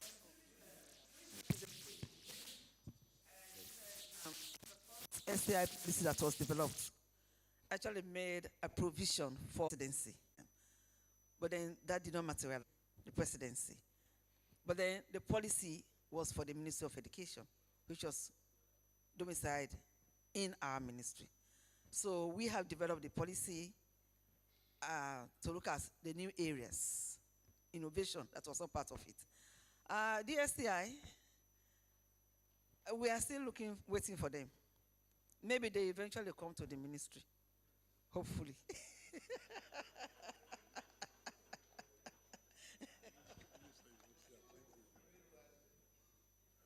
Oh, for conflict of mandate, there's overlap, but they are part of the council.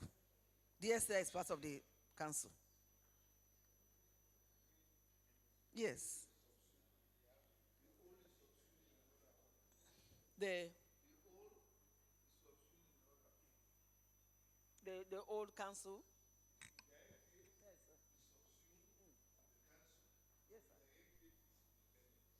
Yeah, the directors is independent, but then they have a representation in the council. So, because they are operating as a different autonomous entity for now.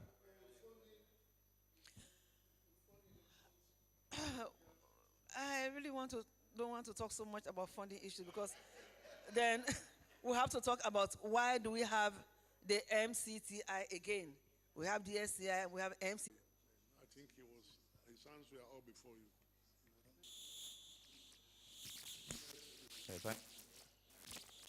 Prof, and thanks to the presenters for such important developmental issue for Sierra Leone. I'm commenting on the policy itself, natural environment and climate change. You know, because we could see all around us the destruction to the natural environment. And of course, the implication of climate. We know obviously that climate change is an existential threat to the human being. Let alone talk about Sierra Leone, where, you know, which is poor, among the poorest. And innovation we should be looking at that very closely. How do we incorporate the natural environment and climate change into all of this? And I think the second one was about the role of the Ministry of Communication, especially NATCOM. Government would have its stake on this, and I'm sure maybe with government and NATCOM, these required infrastructure could be provided to the university and other research institutions. Also, how do we link research with grassroots technology and innovation? We talk about ensuring that we make our technology workable and practical for Sierra Leone. I agree that we can leapfrog. You know, they stole a lot of technology from the West. and this is what China has been today. But whilst we leapfrog, it's always good to also, you know, how do we link our research and technology to grassroots technologies? And we see, obviously, if you go down to the mechanics, for example, the agriculturists, the farmers, they have technology which we can use. I've not seen that in the policy. Lastly, this is just for a point of correction, Madam Kaiwa. There is now a new medium-term development strategy. I think it's 2024 to 2030. I saw that on social media, and I think you also need to look at that. Thank you.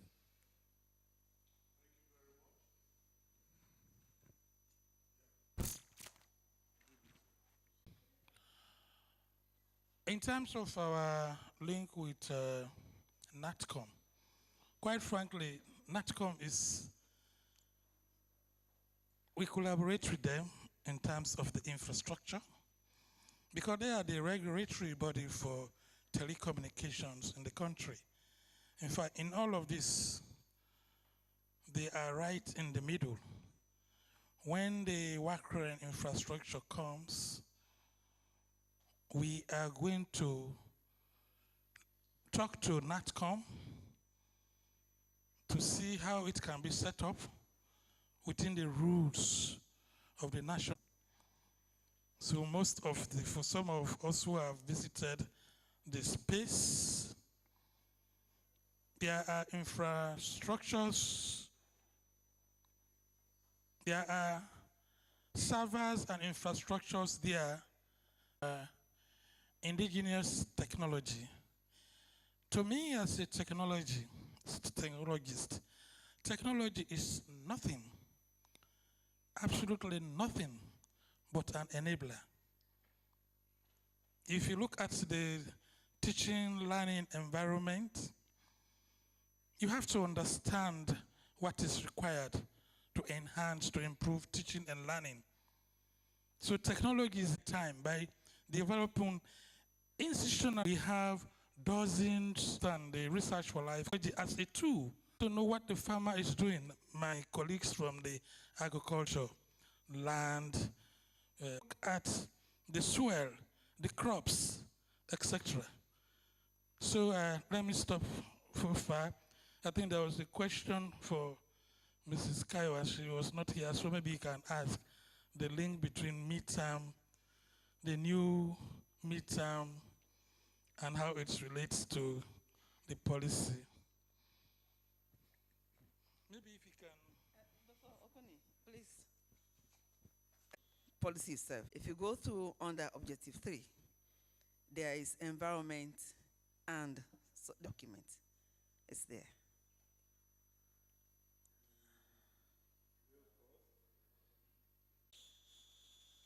Or the new version.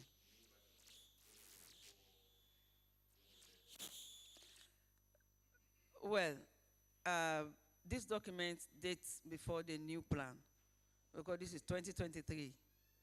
Before this new was, what informed this one was 2019 to 2023. So we did not take on because it was already developed before this 2024 new plan. But then this is a living document. I mean, the next 2 or 3 years, we'll see how we review them. And as we are implementing, definitely we take on board issues that are of importance at the time. Thank you.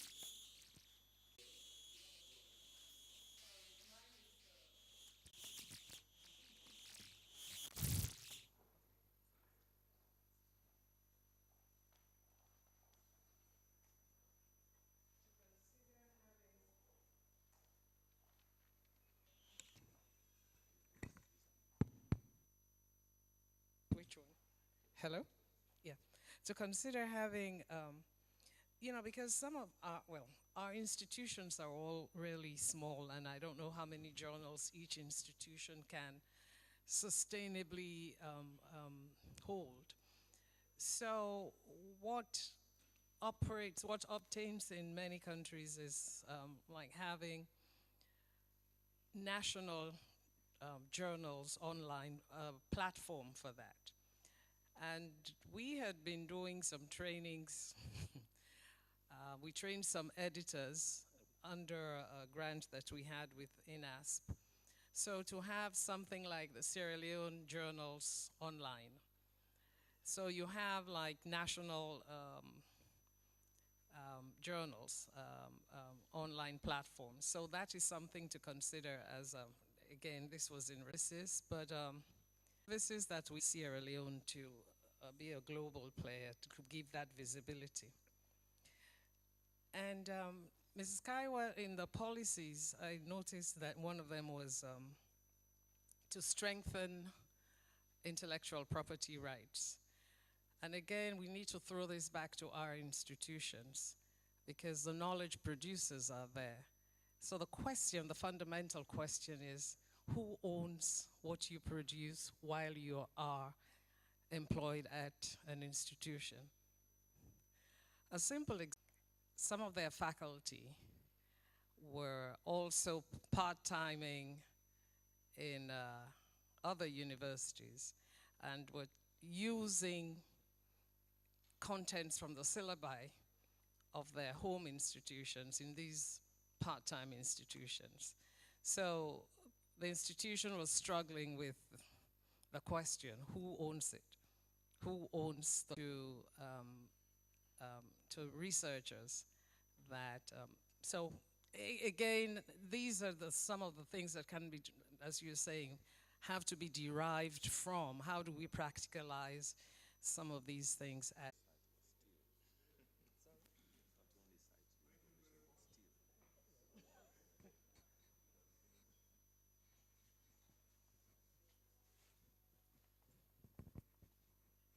Man, for a good job.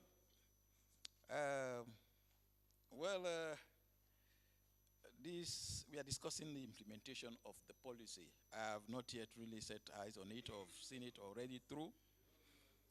But I think there are issues that we need to look at because terminologies are sometimes quite misleading.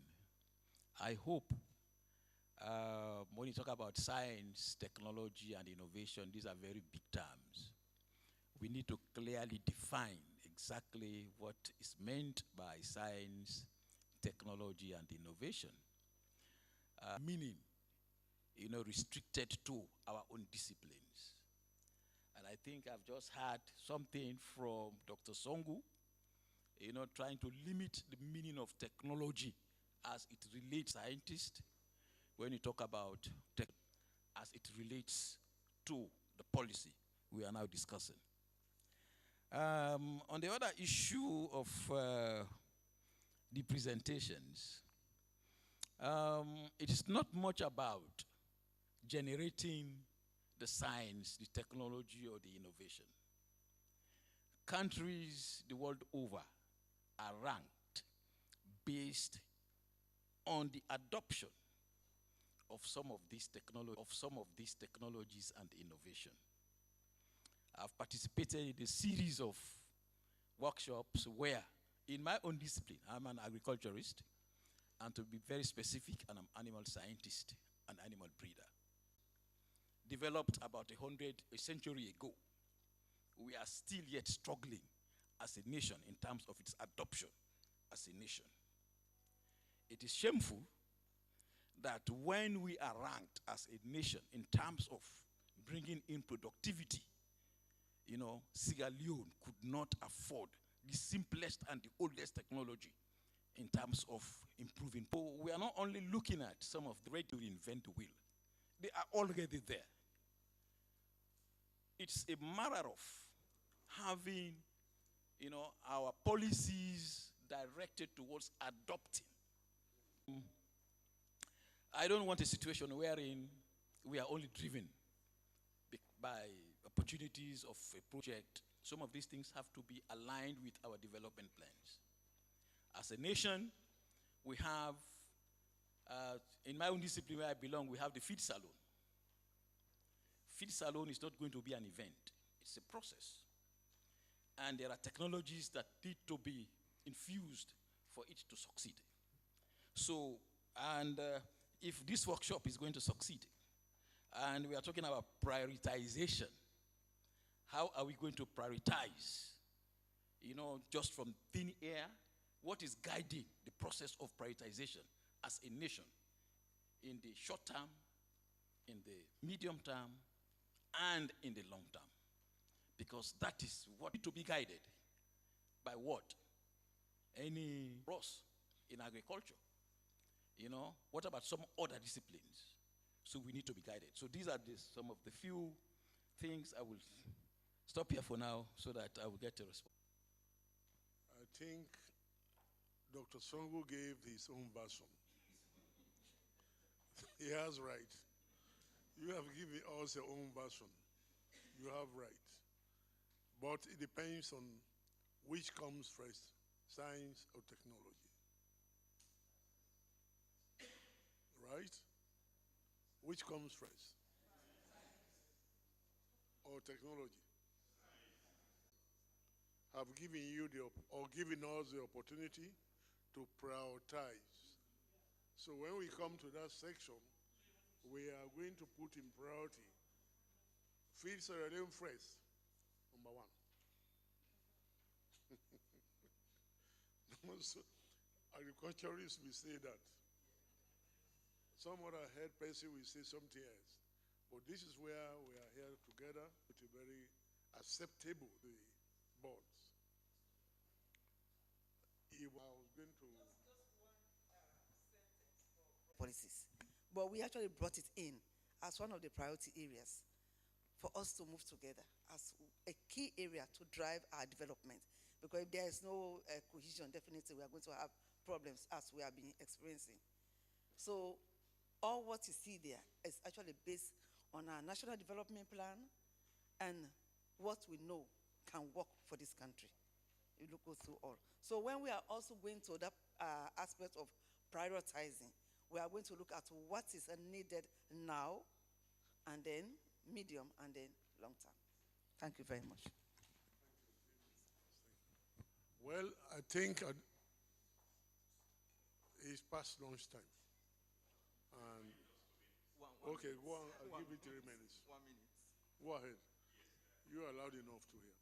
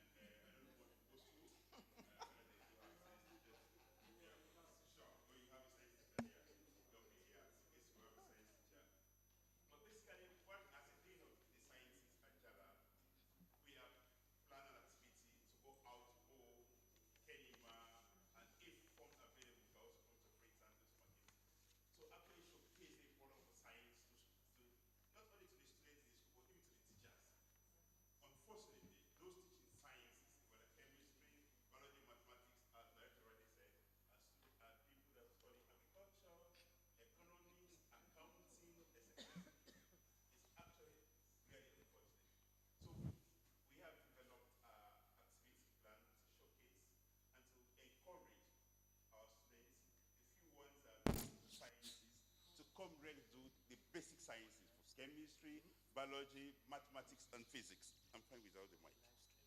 Oh, the live stream. Thank you very much. They said I should use my mic for the live stream. Okay. Yeah, so we can encourage them to do, because most of them are coming to public health, CHO, environmental management and quality control, these other courses, and they are afraid of coming to do physics. Truly speaking, I only have 2 students for physics, and only 3 students for mathematics. And so if the trend continues like that, it's going to be a disaster in the long run. So we have developed, maybe we can come back to Director and Dr. Songo to see whether they can support us financially to see how we can roll out these activities out there. Because we can move forward to come over to Freetown and McKinney.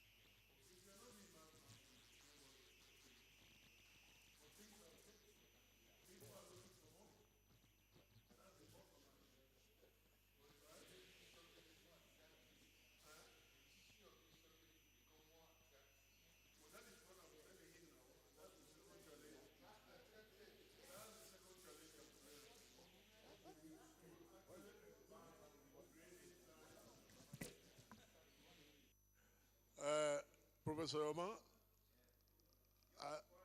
just one. Yeah, go ahead.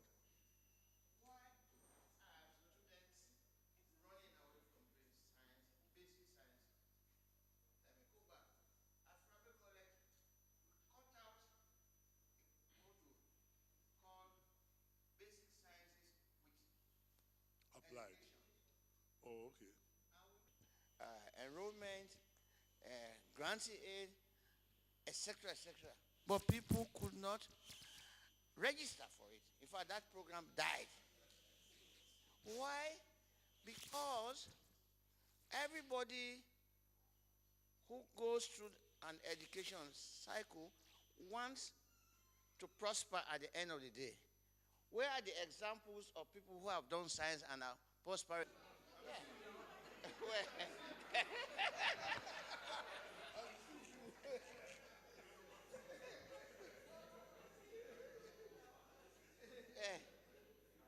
I honestly, there has to be something to attract students to the study of basic sciences. But there's so far very little to attract them. Like in that paper I'm talking to you about, articulating the power of science. Scientists should be seen to be prosperous in the society. People want to copy them. People want to emulate them. Right. I want to be like that person. But here I want to be politicians. Students want to be accountants. Yeah, it's the wages, the income, whatever should be really tweaked to ensure that people are attracted.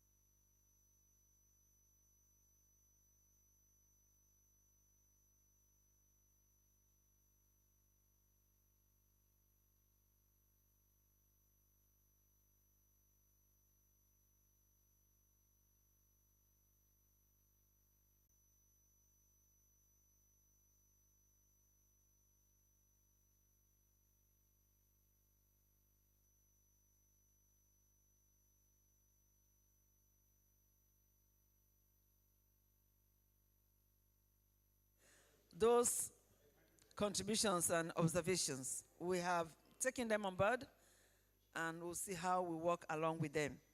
Now, just information, those who are fasting, as in provision has been made for your food to be packaged. And I carry on. You can go to the table.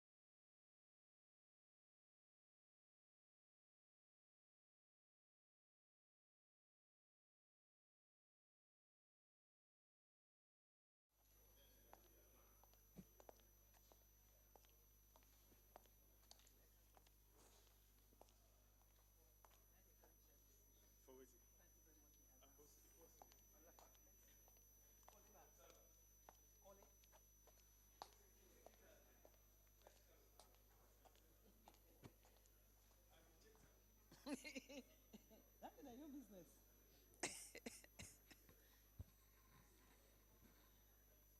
Hello. If we are part of this meeting, please, can we take our seat? So I want to this session. Thank you very much, sir. Professor Ronnie. Thank you.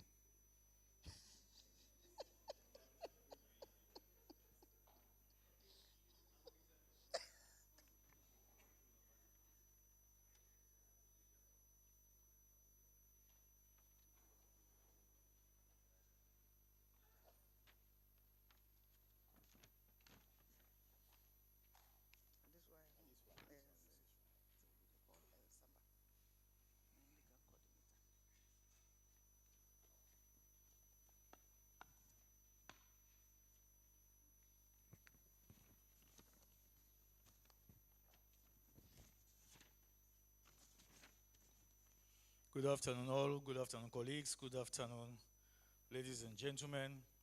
Well, welcome back to today's meeting.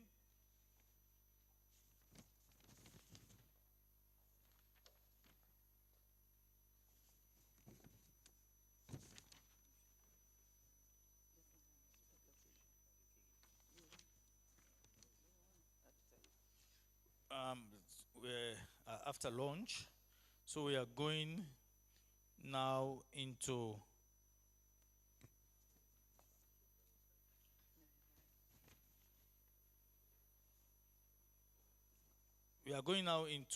the session wherein we are going to break out into 4 groups, and I will call on Dr. Samba Sise, who is going to facilitate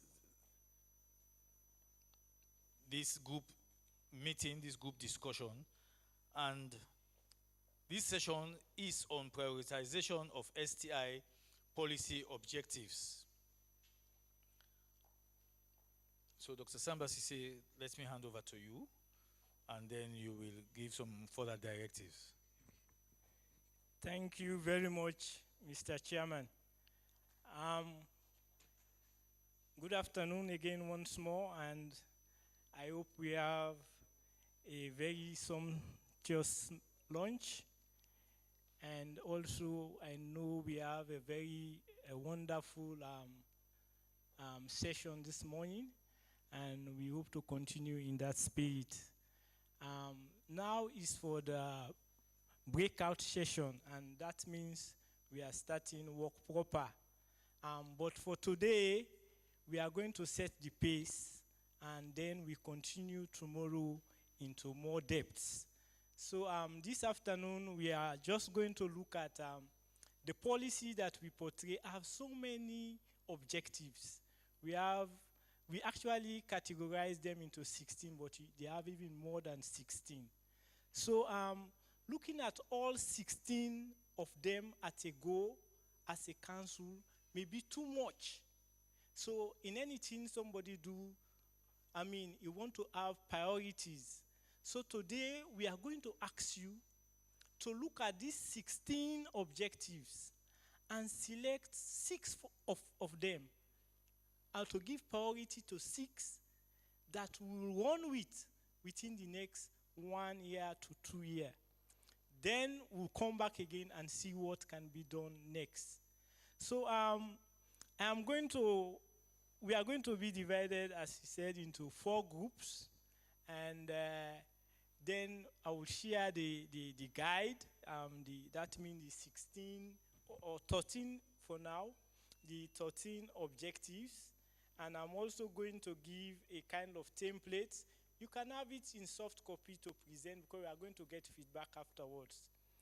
But I want to say each group is going to take between 30 to 45 minutes to help to deliberate on these objectives and select their best 6. And not only selecting them, but giving the justification. Why do you select these 6? And so we are going to use 30 to 45 minutes. The groups will be 4. 1, 2, 3, 4. I think 1 can meet over there. 1 can meet at the outer road there. Maybe 1 can meet at the center here. and then one on this side. Yeah. So I think maybe the directors who are in front here can still remain in their position. Please let us, do we need to number ourselves? Yes. One, two, three, four. Okay.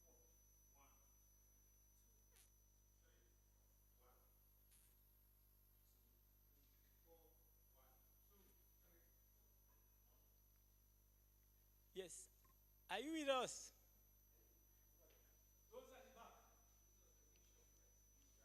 Okay, technicians. Okay. Very great. Yeah. So one. Okay, you have helped me. I wanted to start that side. Okay. One. One on this. She chairman overrides. One, two in the middle, and three over there, and four over there. They said those are not part of us, they are part of the technical team. So we can regroup, and I will come with the material. If you need flip chart, it's also going to be provided.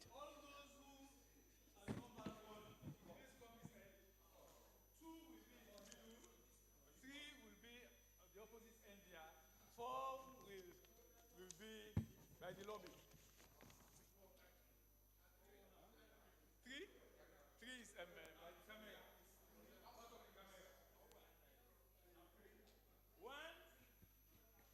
One here, two. Sorry, Prof. You are going to be two automatically. You want to move?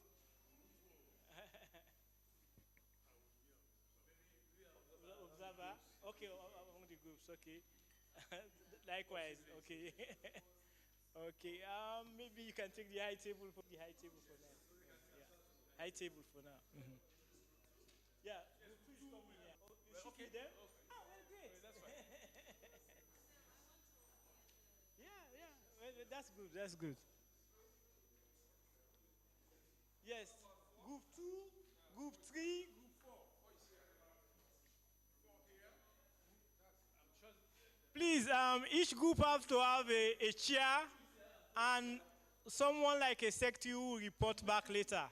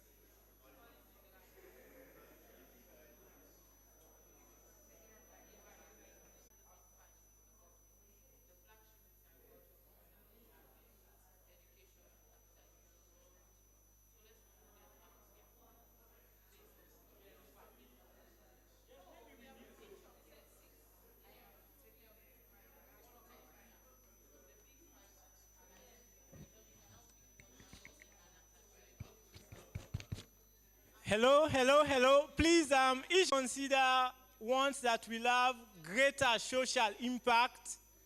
Please consider one that can lead to more employment.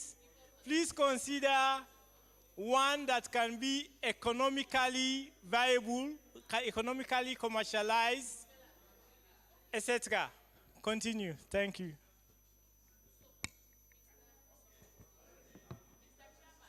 Yeah. It is there. They are there. Oh, you can create it. That is it for you.